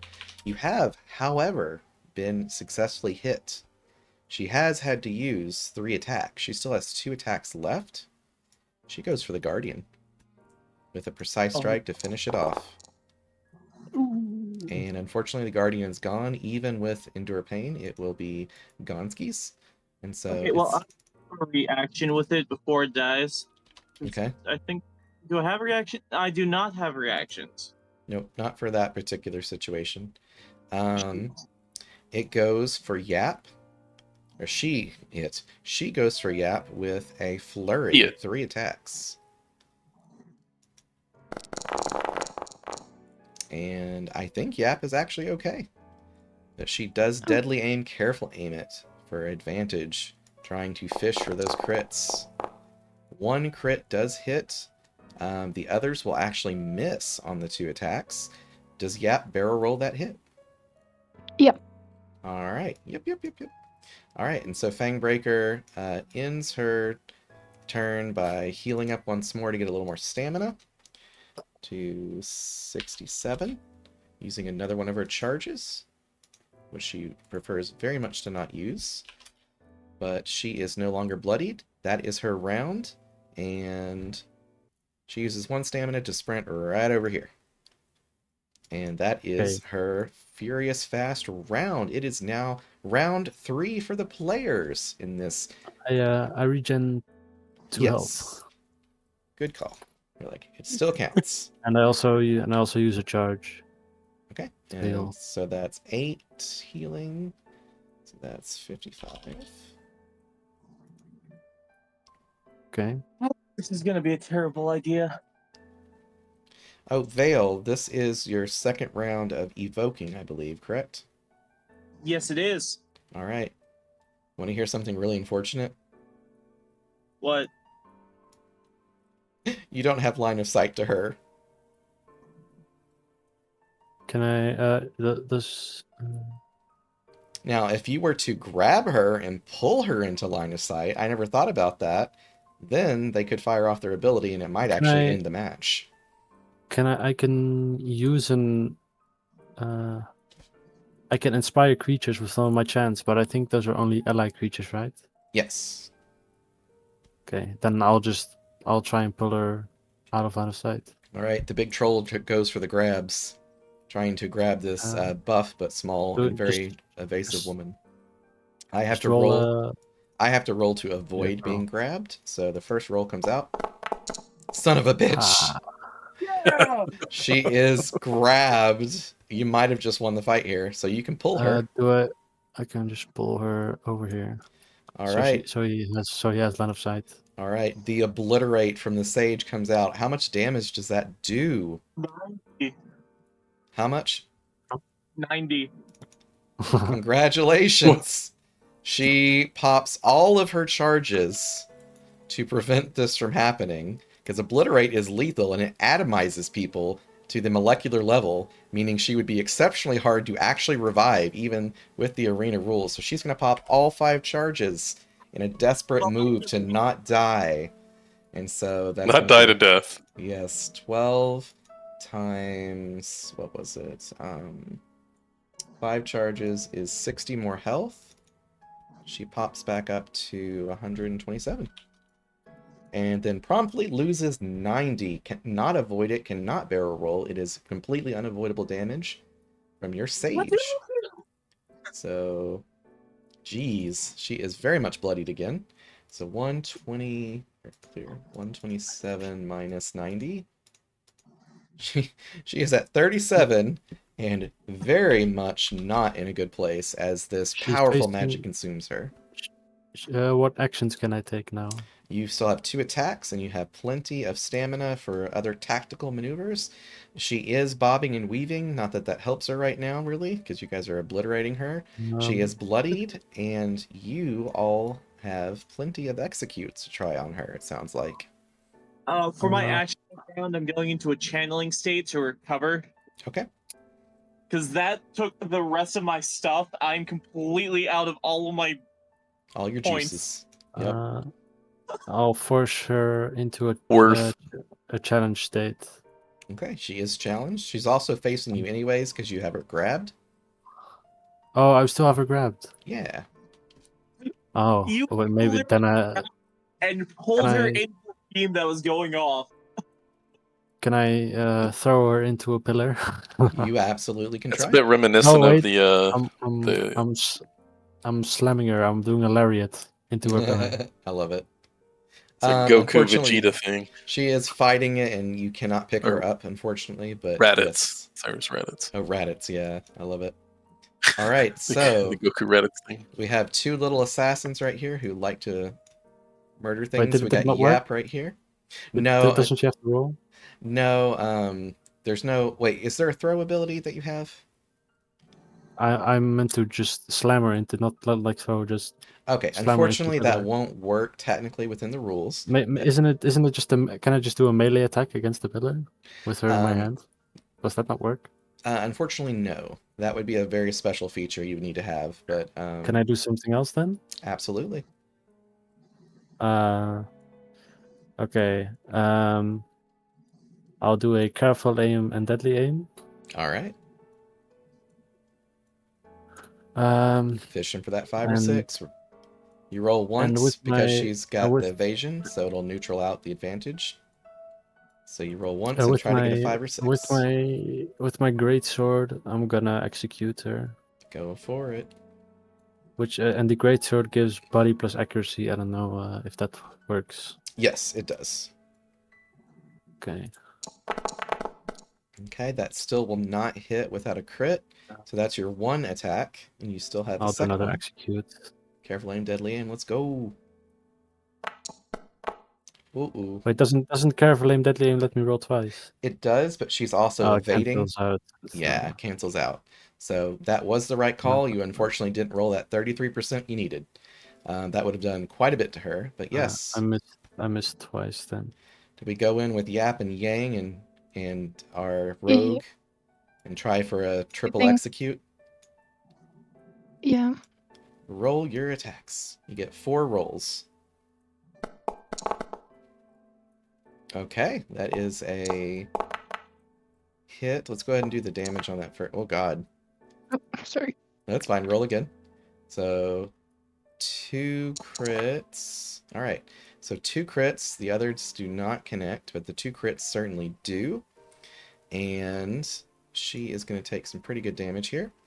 Because you get the dagger bonus from your shade. So that's the shade's... Let me look at its stats real quick on Discord. So there. Oh, it has 4 body. Okay, I was thinking it had 3. That's different. So 8 damage from the body, doubled.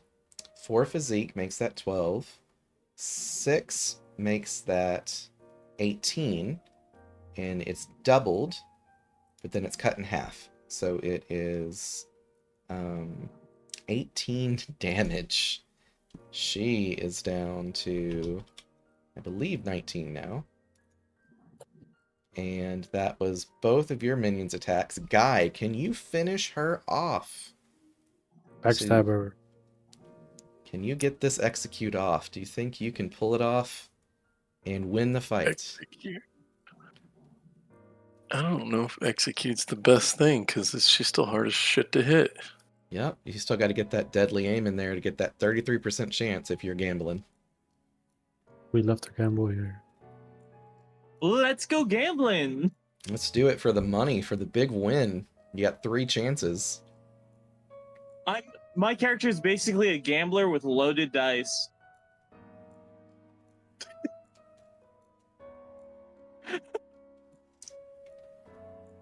Oh, Brendan, you weren't here for it.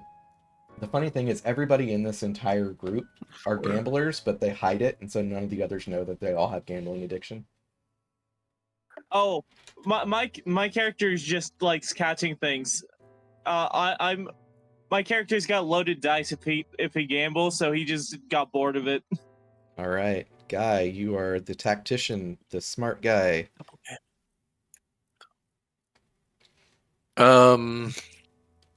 Let's go. Let's go with a. We'll start with a barrage. Okay. So you throw 3 and we'll Yeah. But let's.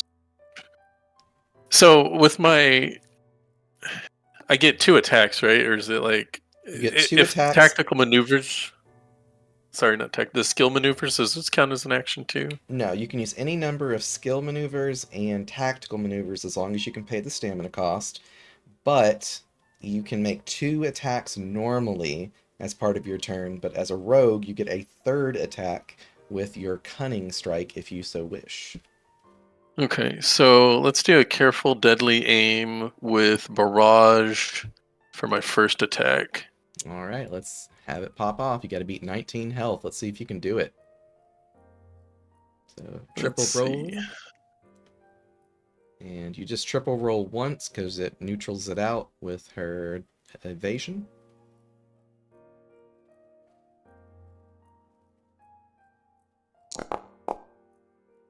Oh my. Oh my. Oh no. Okay, so your first one, 2 of them connect. And so that is going to be 3 plus your physique of 5 is 8, so 4 damage each. So she Well, is with taking... daggers, they get 2 times body, so an extra 6. Oh, were you throwing daggers at her or throwing knives? Because you've only got your 2 daggers on you, unless you decided that you bought a bunch of daggers. Oh, yeah. I mean, we didn't really talk about that, but we can go with the throwing knives. It's got a little bit more accuracy, but it doesn't work here.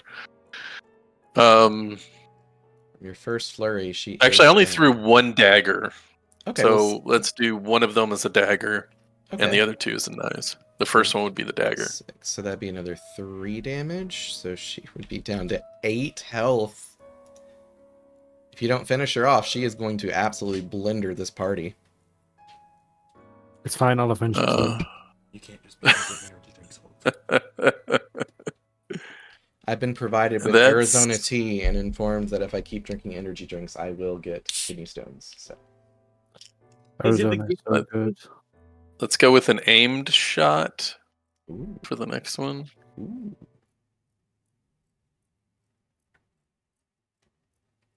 And this ignores her defense, right? It does. She does still have damage resistance on it, but she only has 8 health. You've got 1 dagger left. Are we throwing the 1 dagger? No, I already threw the 1 dagger, so this is a throwing knife. Okay, you do start with 2 daggers, so if that affects Yeah, I you. already threw one of those earlier. Oh, you did earlier? Okay, gotcha. Yeah. Yes, so that is 10 plus 2 plus 7 is 19. You miss her because she's got 24 defense, and so without blocking or anything special. But you are behind her. So guess what you just did? What's You that? landed a hit exactly with what you needed to do to hit her, even with the 2. Let's see how much Nice. damage that is. So that is going to be, I believe, 4 damage because it's your physique. 5 plus 6 is 11. Halved is 5. So she is at 3 health. You have 1 last attack remaining. Should you wish to Cunning Strike, do you think you can finish Leolin off and earn the title of Fangbreaker on the server for your whole party? Don't roll a 1. Don't roll a 1. Don't All roll a right, 1. let's see. What next precise strike? You have critical now. You go in for the precise strike. Going to finish her off. Dagger out. Or rapier out, I guess, because your dagger has been thrown. Stab that bitch. You got this. You got this, King. You careful aimed it. You hit her. She goes down with a thud as the match is Yay. over. The Betty cheers, power chords her, and heals her up 60 health. Only just barely. Leyland stands up and says, "That was an exhilarating, fantastic showing. Not the best I've seen, but certainly in the top tier, the top 5 best fights I've ever had in the arena. You have earned your 12,000 credits and your citizenship, and have my blessing to go fight an apex predator. The one that I received my fang from. And she holds her fang that's about like this long, and she on her necklace, and she says, "You may hunt the canopy stalker if you wish. With my blessing, you earn 20,000 credits for its demise." So we have 15,000 credits now because we get 12 instead of 6,000. Exactly. You are rich bitches now. So it's 12,000 or 15,000? 15. You get 12, but you start with 3,000. Yep, for being a citizen. So yes, we Oh, have earned Leolin Fangbreaker title. I'm gonna go put that on everybody real quick. Congratulations. That is not an easy thing to get. What is the place in paradise that's knowledge? That would definitely be Sanctuary. Okay, that's characters spend most of their time when they're not Got on the range. Fangbreaker. You've got Fangbreaker.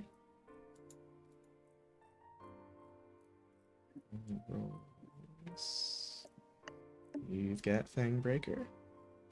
And you've already had Fangbreaker. You need Fangbreaker.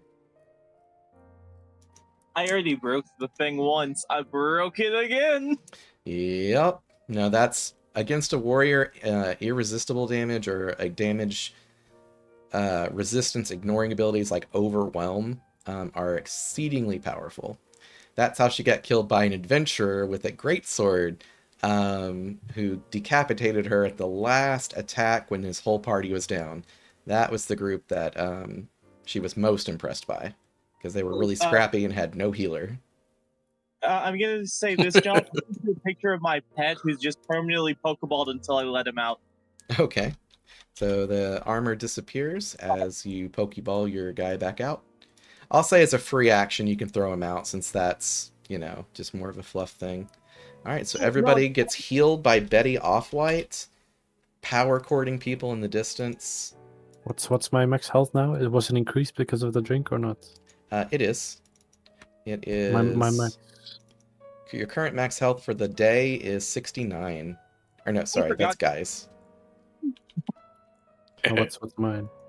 Yours is... Give me 1 second to heal this guy. Your max health is 77. Unless I did my math wrong, but I don't think I did. Alright. So she has granted you a special mission should you accept it. One other party is also on this same quest. And so it does not have a time limit. It's something that people have tried to defeat for the last 100 years. It is an apex predator, the strongest creatures in paradise. It resides in the greater Fadark Forest, and it is a feline that has scythe-like claws that allow it to skate along the gargantuan redwood trees that grow in the forest. It uses those claws to build momentum and to leap across and try to execute people with its very deadly attacks. I'm game to try this. I'm gonna obliterate it, quite literally. Quite literally. What level is John, If you can see it, sounds like you're not going to be able to see it. Yep. What level is the creature? I can take Victor for my pet for being a rancher. Okay. So that thing's in a Pokeball. Gotcha. Let's go gambling. I love it, Brendan. All right. You better not Pokeball mine. That's great. All right. So with that said, you guys are arena champions. You've got your roles. I'm so proud of you. You guys were super tactical. Craig didn't even go down. I thought Craig would get killed at least at one point, and you're like, nah, I got this. So what did you guys think about the Leolin fight? You guys probably... It was probably the, I won't say easiest, but the least hairy of all fights against Leolin I've ever seen. You guys had her pretty much locked down. You didn't have any mages that would be able to debuff her, which is one of the main strategies that people use to win. You guys just beat her down senseless with minions, warriors, more minions, and obliteration. It was very easy. In this case, I'm a minion, I guess. Yeah. You are all minions. Easiest session has to be the time that my group took her down in 2 rounds. I didn't play her to her full potential then. I was pulling punches back then. I no longer pull punches because people are really good at the game now. I died in round 1. Oh yeah, you did die. That's right. Someone did die. You got better. You got better. But yeah, my pet's Did a you baby, die though? my pet's a baby rock who's just barely who's big enough for me to ride on. I love it. I love it. So Betty Off-White also offers you a deal, and she's done this for only one other party besides yours. She is exceptionally impressed by your capabilities and your smart decision to not just chug the wine and instead waited to use it for the right opportunity. And she says that she will pay you 1,000 credits a week if you remain in her retainer. In other words, if she ever has need of you, she will call upon you and you will answer the call. And you get a free 1,000 credits a week should you agree to this contract. What does your characters do? My Mhm. character for research money would probably say yes. Hello. Yo. What is up? I mean, I love money, so I'll say yes. So Ace, you just missed the fight of the century, but luckily it'll be on the VOD, and you can watch it again, and we'll be able to introduce your character and bring them in. You unfortunately will not earn all the crazy money that they got, but you will get 3,000 fine. credits for becoming a citizen. We'll just assume your character already had citizenship, and Yeah. so I imagine they're going to want to go shopping here in a bit to buy some magical items. Do we get a level up for this or not? You absolutely do. You guys are Uh. now level 3, and this will be a complicated level up, and I need to use the little DM's room, so we'll take a break real fast. I'm pulling my levels into, so I'm gonna take care of that, and then I'll just need your help with the corner stats. Okay, be right back.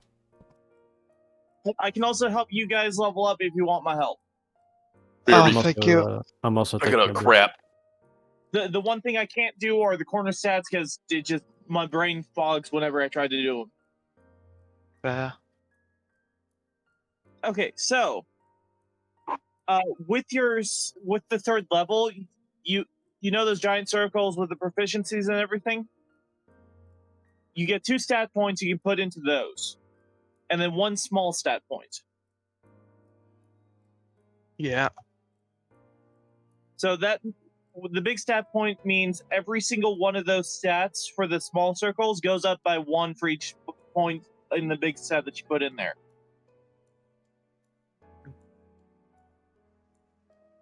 So for a warrior, I personally would suggest just putting both of them in body and maxing out your body.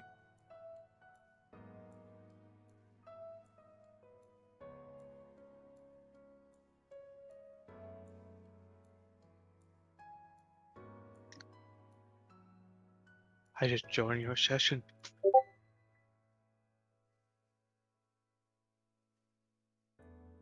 Campaign. Oh, this is gonna be fun. You guys want to know what I just unlocked? Do I join? I unlocked the reconstruct feature, which means within 3 radius at the location I casted at, I can completely revive anyone who dies in that area. Oh no. And it heals them to full. One thing for Warrior, and I think you might actually like this. This is a weird way to play Warrior, but if you really want to lean into the battlefield commander role and like grab people and have other people do things, you get adventurers that have become absolutely enthralled by you and your martial prowess. Not only do you get to attack 3 times per turn with Limit Breaker, you also get your adventurers. You get 1 adventurer for each point of malware detected. What the hell? Hey, John, question for you. Yeah? Due to the acuity and the attunement going up, it doesn't really matter. You just have to increase those by 1, right? Sorry, what? I put 1 big stat into mind and spirit, so the attack roll's accuracy, which doesn't really matter, goes up. Okay. Yeah, no, the accuracy stuff does not matter at all for you because your stuff always hits. And then full potency, my intellect is at 7 now, and my willpower is at 6. Okay, let me get them in here. Here you go, Ace. Oh, thank you, thank you, thank you. No problem.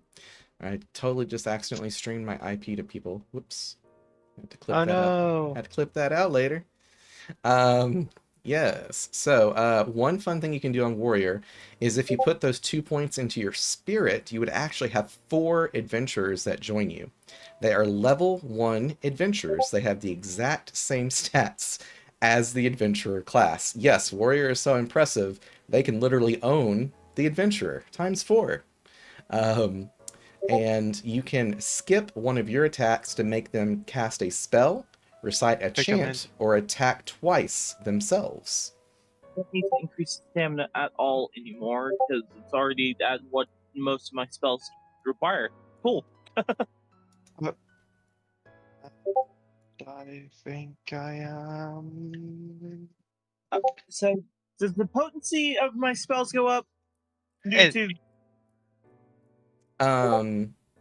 You don't have potency because your stuff just works. So I don't have to worry about any of those stats. It's just the damage stats that matter.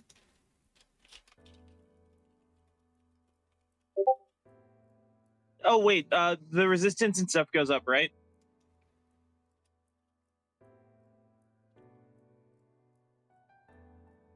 Oh, let me kick out Meeseeks.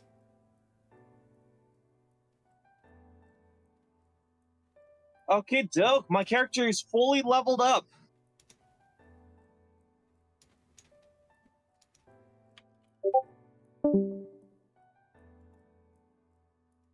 I am here.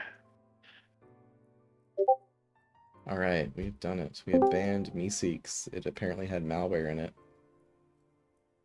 Oh no.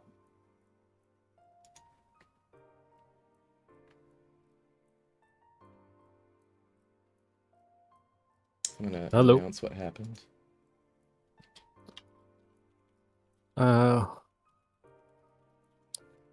For my levels, there's a list on the class. Are those the new actions I get per level?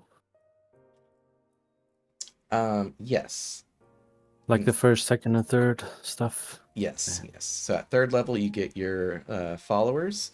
So if you really want to lean into that, battlefield commander, you can actually invest a lot of points into your spirit, the 2 points in spirit, or even keep it equal with your body. And what that will do is you will get 1 trainee per spirit. So you There can we have those heal, you can have them life steal, you can have them use a control spell. All of that you can do by just using one of your attacks to forego one of your attacks to command them to do something. And so they also get more From health per unit that is in them, and they count as 1 large creature. I still for the second level, do I get all of the stuff in the list or just one thing to choose? All of the stuff. Oh, okay. Yeah, a lot of For fun level features. 3, what can I put points into?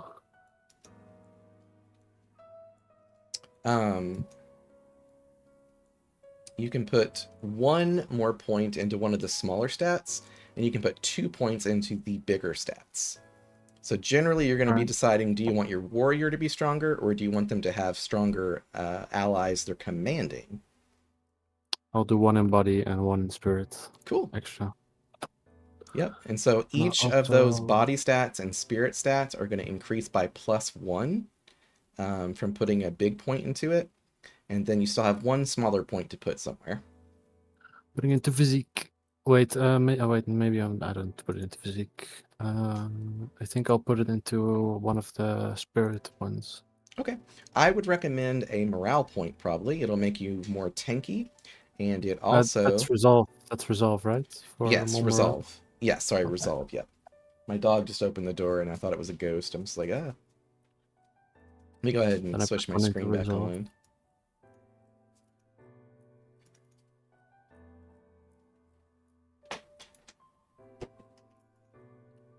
Okay. So what boss was you fighting? It was Leyland.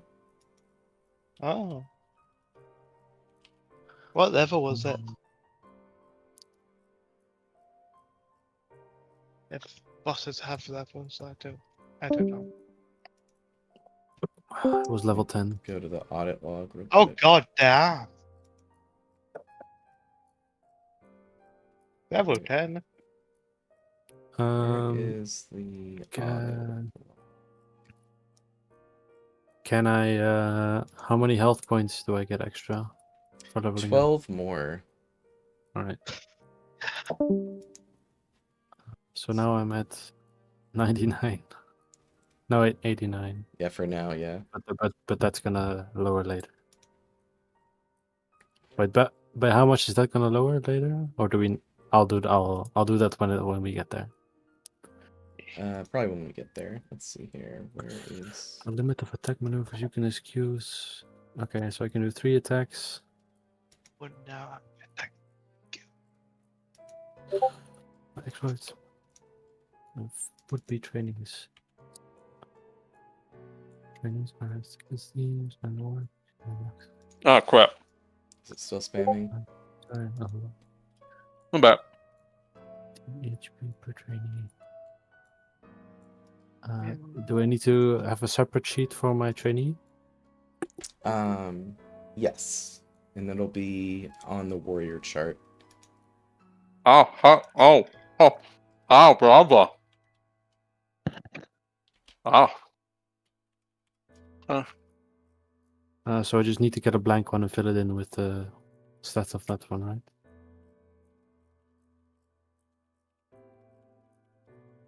You can. You don't have to. The stats What are we are doing? Why are written there so many down. messages? We are Is it just the stats of a experiencing level 1? It's just the stats of a level 1 warrior. level 1 adventurer, specifically. Uh, Where the hell is this? What the hell? Notification settings. I'll Where do are the open that audit one. logs under settings? Server settings. Where are the audit logs?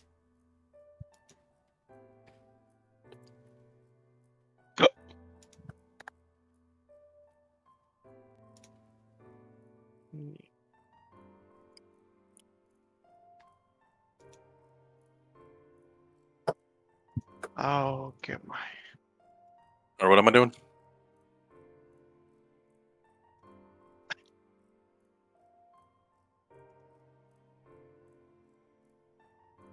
We are leveling up, but I'm also trying to manage a crisis. Who's on fire? The server, it's being spammed with @ messages.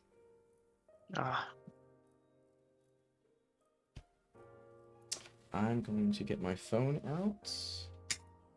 At your mama. Oh my. Close my camera for a sec. Mobile.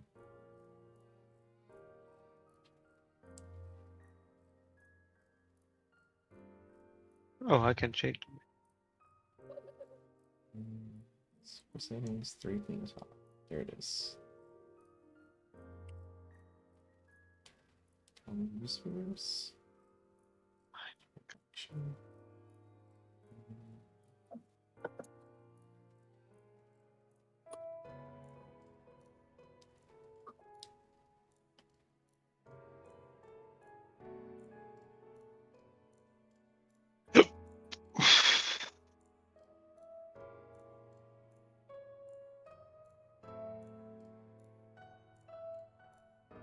I can't find it.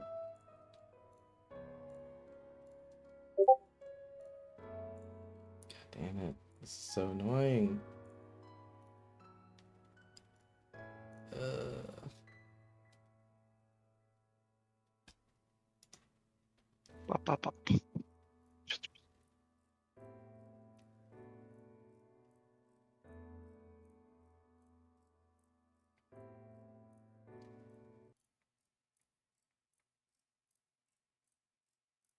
Can't tell who's doing what.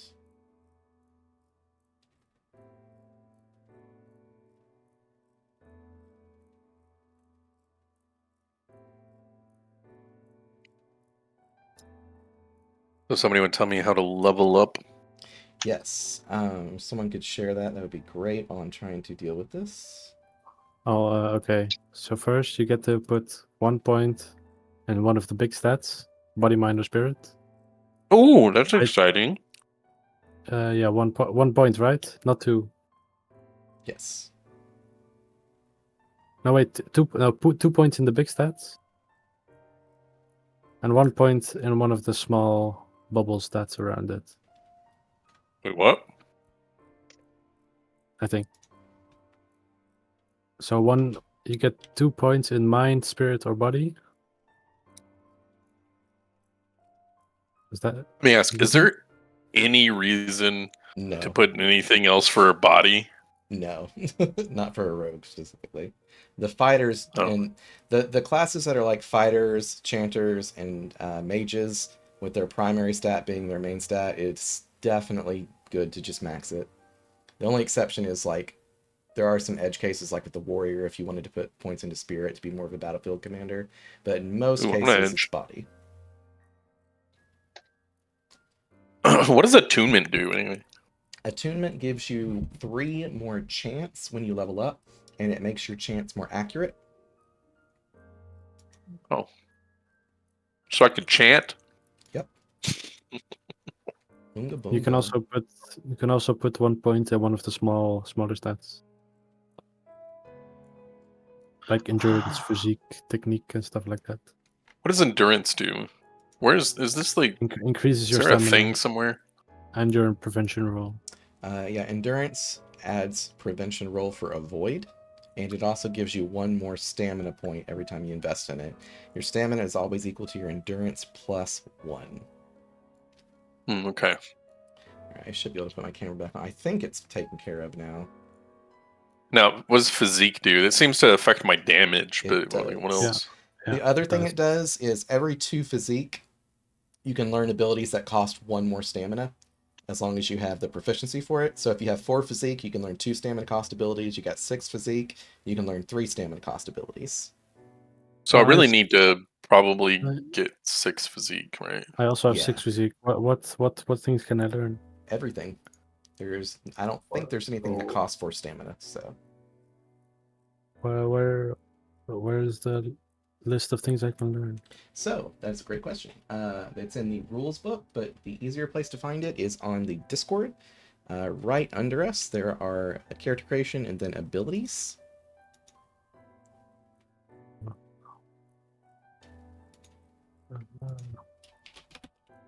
Character creation. Mm-hmm. You mean maneuvers? Yes. Okay. And having increased your technique by at least 2, or at least 1, excuse me, for sure, you get 3 new techniques that you can learn, 3 new maneuvers. You mean physique? Or No, your technique gives you more, your physique gives you stronger, if that makes sense. oh, I still only have 4 technique. Okay, you would have increased it by +1 when you increased your body Wait, stat. someone just stole my number. Oh, okay. Someone stole your what? I got a random caller. Oh, that sucks. Yeah. Wait, so how many points do we put into like body this time? Did you say 2? I would put 2 as a rogue. Yes. And does that necessarily increases all the ones under it by 2? Yep, exactly. It's really, really So my powerful. technique would be 9 now. Yep. Oh, it My also it physique would increases be all of 7 and endurance 7. it increases all of the surrounding ones by 1 as well. Yep, for each point.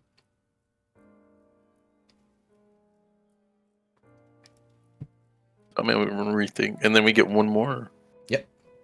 Yeah, leveling up is quite tactical in this system. It's a little complicated at first, but you get a lot of options is the gist of it. But do I want to pump damage or accuracy? That's Exactly. the rub. Exactly. That is where the strategies come into play. I will say once you get to a certain point, extra accuracy is not necessarily beneficial. And that extra damage is always Oh, beneficial. great. No, that's... Sure.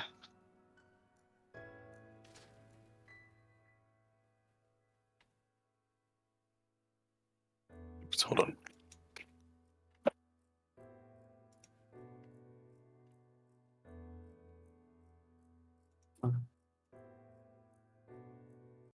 And your tactical potency is your technique Yep, plus plus 3, three. right? Correct. It is 3:30 for anybody that cares about the time. Alrighty, so we would normally be over at 4, I think, because we started at 1 to 2 to 3 to 4 to 5, actually, so we can go till 5. If people want to wrap it up at 4, though, we can also do that. It's, your Yeah, session. that's better for me. Better for you? Okay. Yeah, we can do that. And so we've got 30 minutes. We can do some good shopping and finish leveling, and then pick our quest for our next week's session.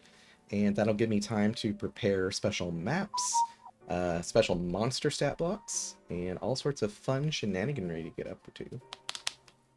Maybe even some character voices. Who knows?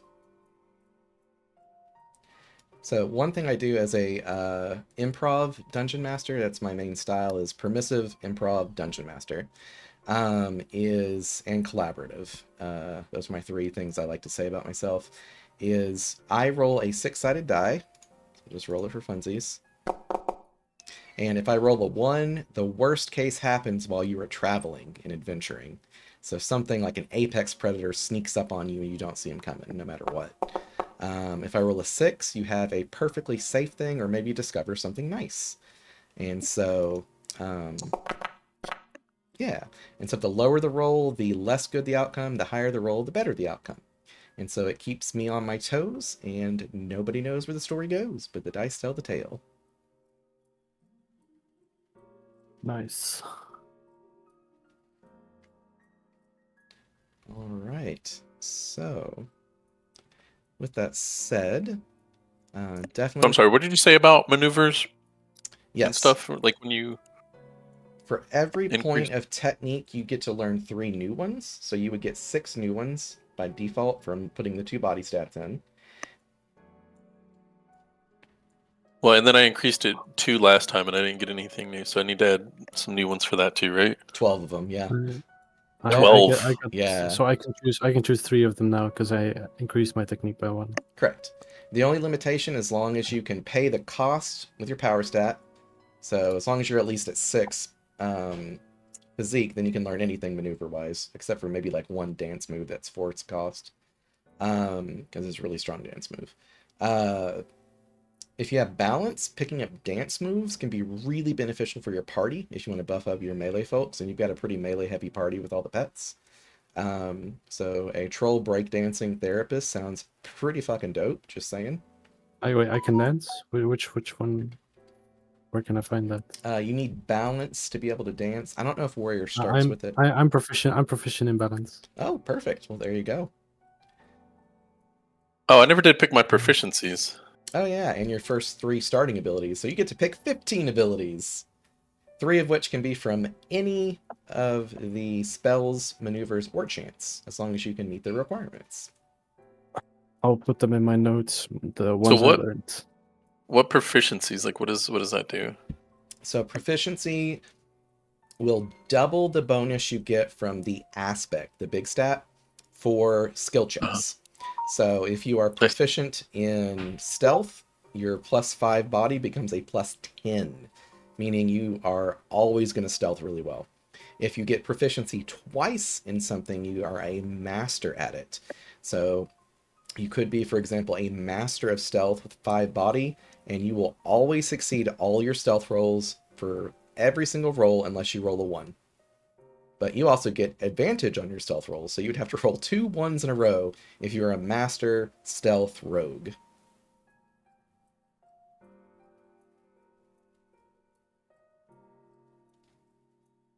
So it just makes you really reliable at sneaking if you go that route, which is a very common thing people like to do. So, Veil is good. Yiv, do you need help leveling up?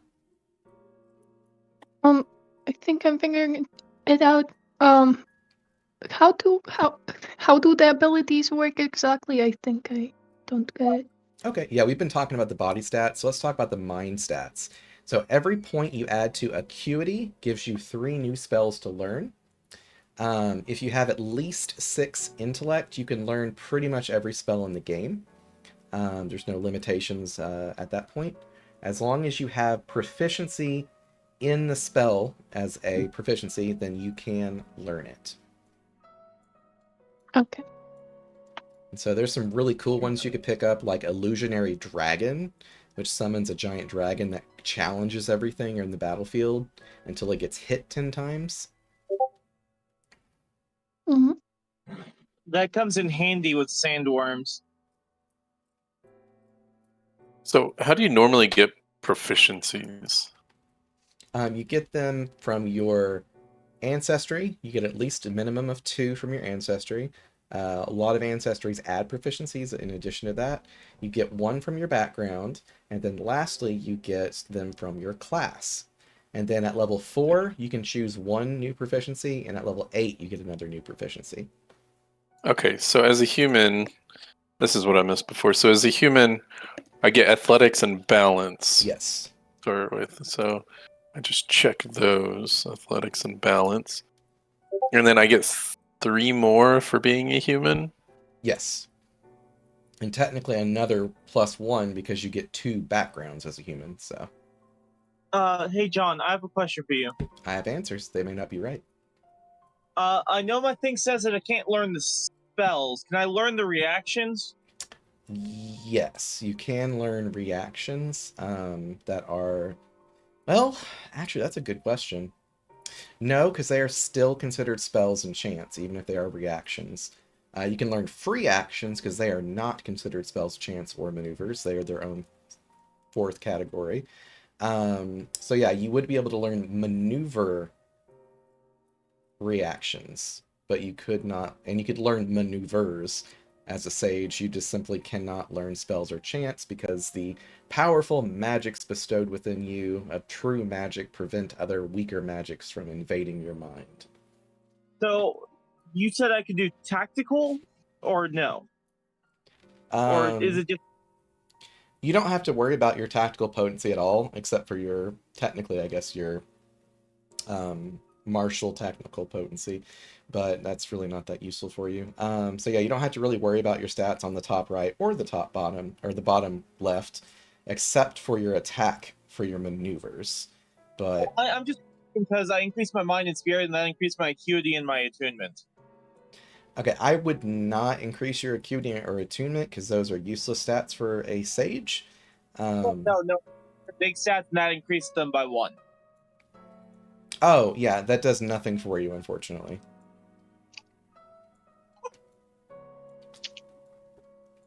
I can still learn 3 of the physical attacks, though.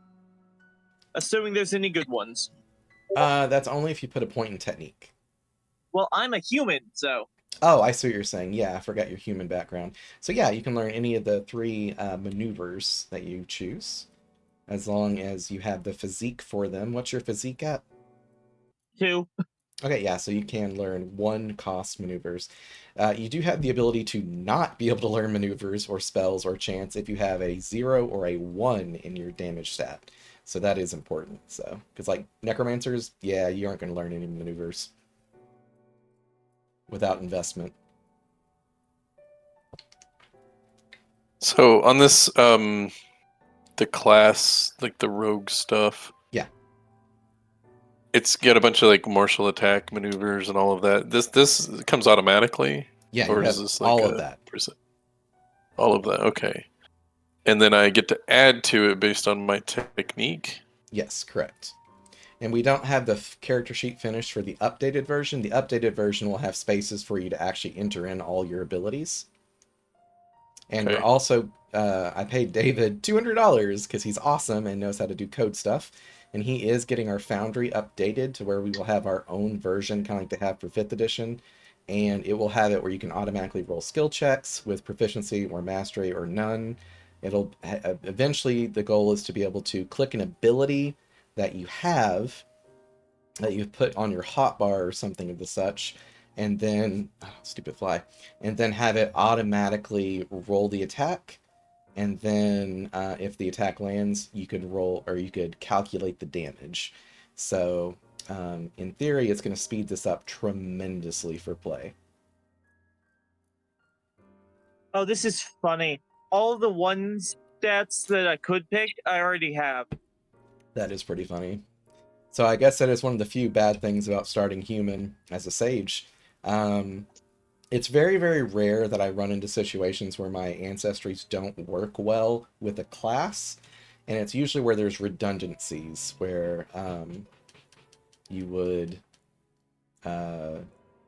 not have abilities that you could learn, or you'd have the same ability 3 times. Like if you're a celestial that gives you heal harm, and a cleric that gives you heal harm, and a priest that gives you heal harm, then yeah, if you double stack or triple stack those 3 very similar things, then you get less benefit out of it because it's effectively getting the same thing 3 times. Could you not reasonably do what like D&D has done with that similar character creation issue, where you just pick one? I'll have to think on that. That's actually not a terrible idea. Thanks. Okay, so when we go into All right. So Yiv, do you need assistance? Are we good?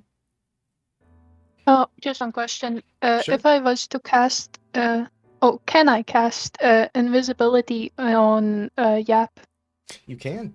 It will Okay. break when they do an action, though. When they do an ability Hmm. of any type, they will break invisibility, but you can do that. Okay, that's all. You can also cast invisibility on your rogue friend, and they will be virtually undetectable to the most perceptive creature in all of paradise. Hmm. Unless that creature can see invisible, but that's rare.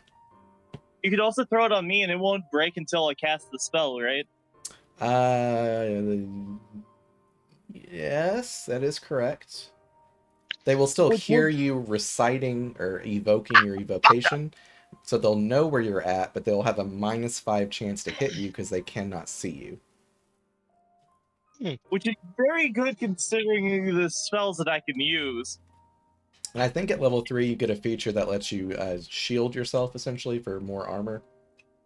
I do. I also get an ability that makes it to where I can, as a reaction, change what I'm casting. Yes, in case things change within 2 turns. Yeah. Also, I was wondering. The fuck?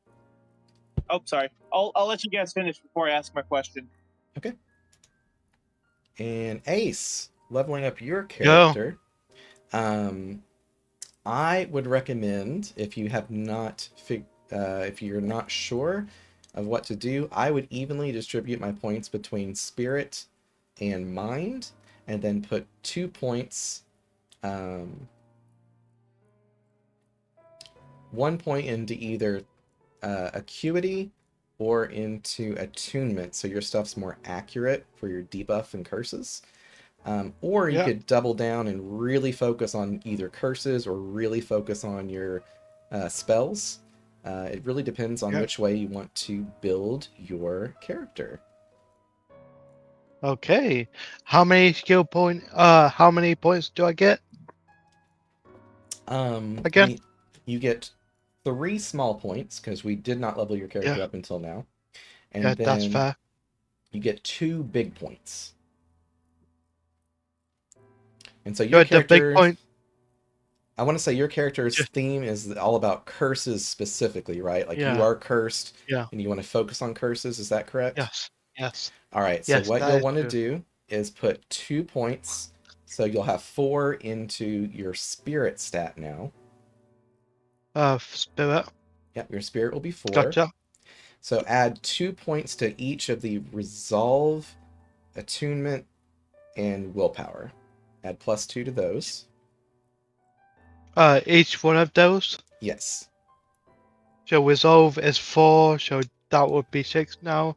Attunement, that's 5, so that would be 7. Yep. Yeah. And And then what else was it? And then the 3 small points, just slap those into your attunement, and you will be able to hit pretty much everything in the game with a curse. It'll be very hard for them to resist your curses. So put the 3 left into the attunement. Yes, that's what I would do if I was really wanting to double Yeah. down on debuffs.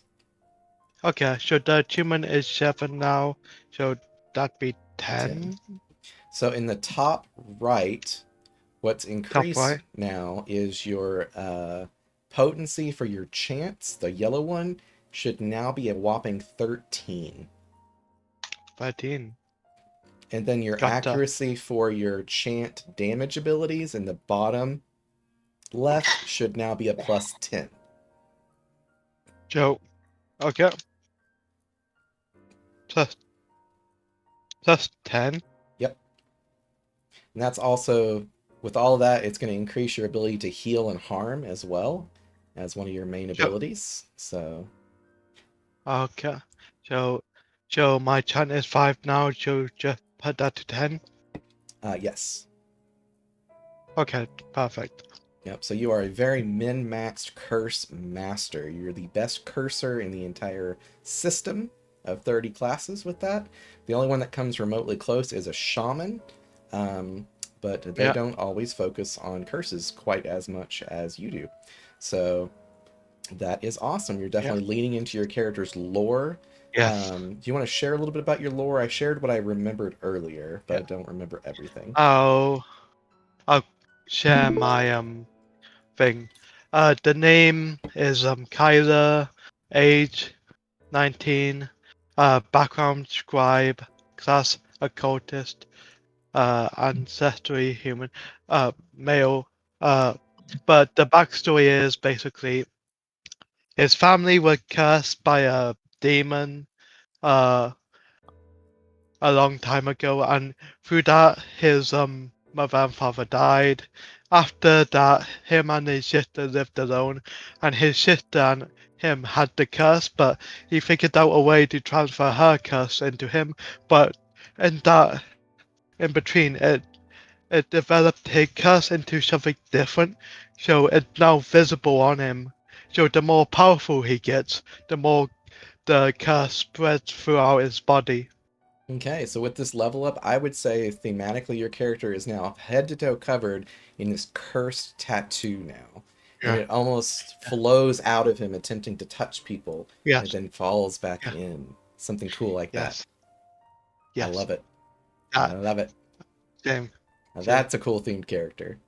Awesome. So we are wrapping things up. I think we'll have to do our shopping next time because it is time for some people Yep. to go. So what we'll do is we always do our 3 questions. Brendan, what are our 3 questions? Thing you enjoyed, thing you learned, and the best part of the session. Close. Thing to improve, either about yourself, the session, cross-talking, whatever it may be. In my case, it's making sure my Discord doesn't be invaded midstream. Um, my favorite thing of the whole session was just the teamwork you guys did. It was exhilaratingly perfect. You guys have been learning your characters only for 2 sessions, and you're already starting to master them and finding combos, like pulling them out and then blasting them with Obliterate. I never thought about that. That was really awesome. It just emergent gameplay happened, so I love that. The things to improve, we had a little bit of crosstalk issues. Part of that's just due to lag, but we want to be very mindful of over talking people because that can be really rough and it makes some people not want to participate as much. So that's something to stay mindful of. And then, which is harder in a digital environment where we're not showing our faces.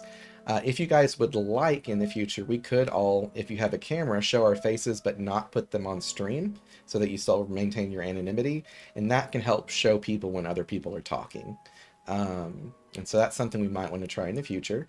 And so that's my constructive criticism one. And then thing I learned is that David is awesome, and we're going to have a much smoother time with the in-game character sheet in the near future. So money well spent, $200 out of my pocket, but I would spend it 5 times over. Well, maybe not that much, but so that is my answer to the 3 questions. Brendan, what is your answer? Okay, so my favorite part of the session has got to be obliterating Fangbreaker. And literally, yeah, that's Yeah. great.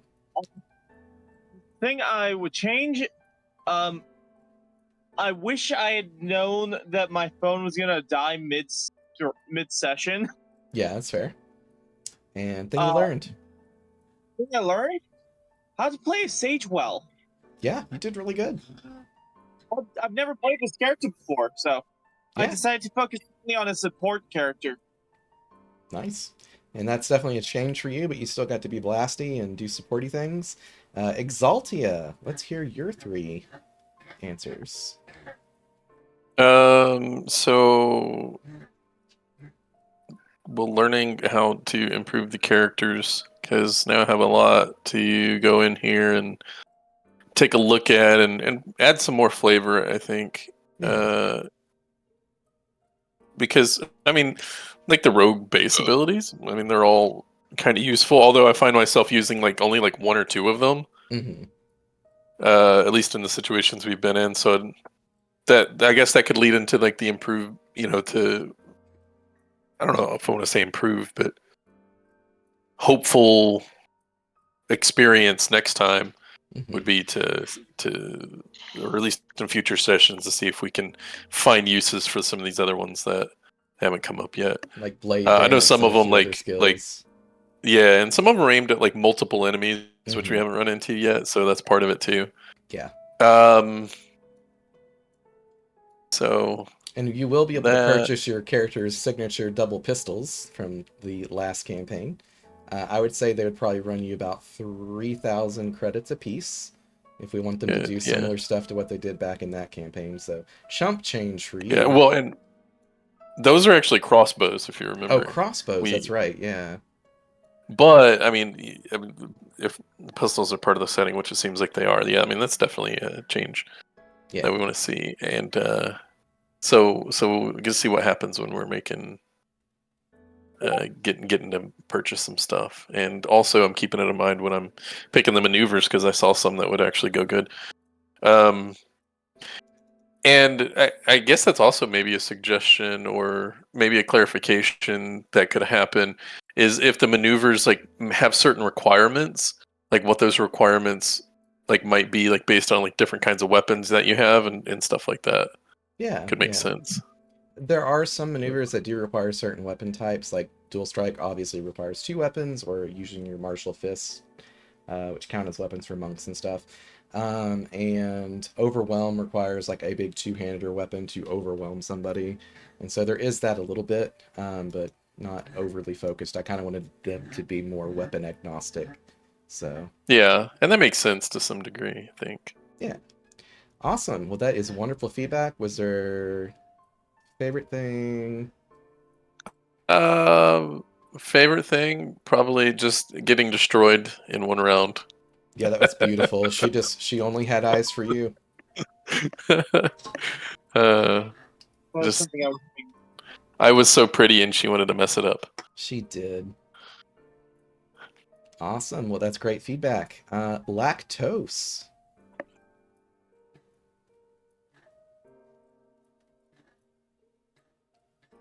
Or Sin, whoever wants to Just go. died. Lactose dead. Is sad. Rip. Oh, sorry. Is it my turn? Yes. Sorry. I was not paying attention. I liked getting to know the level system, which I think is really cool. Cool. And getting to see all the new maneuvers I could do, like breaking people's limbs and Yes. telling people to cease and desist. That's what I liked. Yeah.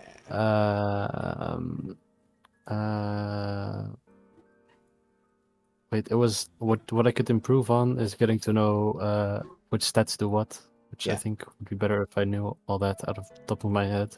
Mm-hmm. What was the other question? I don't remember. Coolest thing you learned? Coolest thing I learned. That I could not yet slam someone into a pillar, and I need to get a different action for that. Yes, I don't actually have that as an action except for throw. And what throw does, it's going to be like, if they hit something, it's going to be... Kyler's having fun running around. I was like, what's going on my screen? It would be... What am I trying to say? The throw ability, Yeah. which is a grapple move, and they would take damage as if they were falling. So if you threw them 5 squares and they hit a wall, they would take 5 times 3 is 15 damage. So against certain creatures that are resistant to damage or just really hard to hit, that's one of the few ways you could use a tactical move to actually deal damage. So Yeah, I mean, I could also throw them into environments if in some places, I guess. Oh, absolutely. Absolutely. Awesome. That is wonderful feedback. And Sin, let's last but certainly not least, our fox of the hour. All right. My mini pig is Okay. trying to Yeah. break my door down. I think I definitely need to improve is like reading through more of the spells and like everything I can do, because I think I'm still having a little bit of trouble with that. Okay. And then oh god, what else? Oh, what I learned? I just learned I have another buddy, Yang. That's very nice. Yes. Yeah. And what I enjoyed. Oh, I just enjoyed the fight. I enjoyed being able to help and stuff. Yeah, command your little army, and yeah, it was Yeah. good. Awesome. Ying was very helpful for me. I was hiding behind them the entire time. Yeah, Mm. that was fun. Awesome. Well, you guys are fantastic players. I love to see it. We finished up exactly at 3 hours and 4 minutes left. So, sorry about the mini pig random noises in the background, but she's cranky. Emma, come on. We're on stream. We're live, honey. Chill. Anyways, my little honey ham's being aggressively grumpy. So we'll deal with that in a second. But thank you guys so much for playing, and thank you for your generous donations. That is going towards art for the campaign. We're trying to get, hopefully, the art between like $30 to $60 per class, and we've got 30 classes. So if you do the math, that's a lot of art. And so each class will represent one of the 30 ancestries, so we're kind of double upping on that. And there's no art really needed for backgrounds. So that is where we're at, and we're trying to get that done so we can do the Kickstarter to actually really fund the project across the finish line within the next year. And so, because we currently don't have the funding to do physical copies, but that would be a wonderful thing we'd love to do. We do have a physical printable version of the class compendium with in Word document format from Google Word or Google Doc. And then we do have a book format of the rules for free on itch.io. And yeah, that's pretty much the only stuff I need to plug.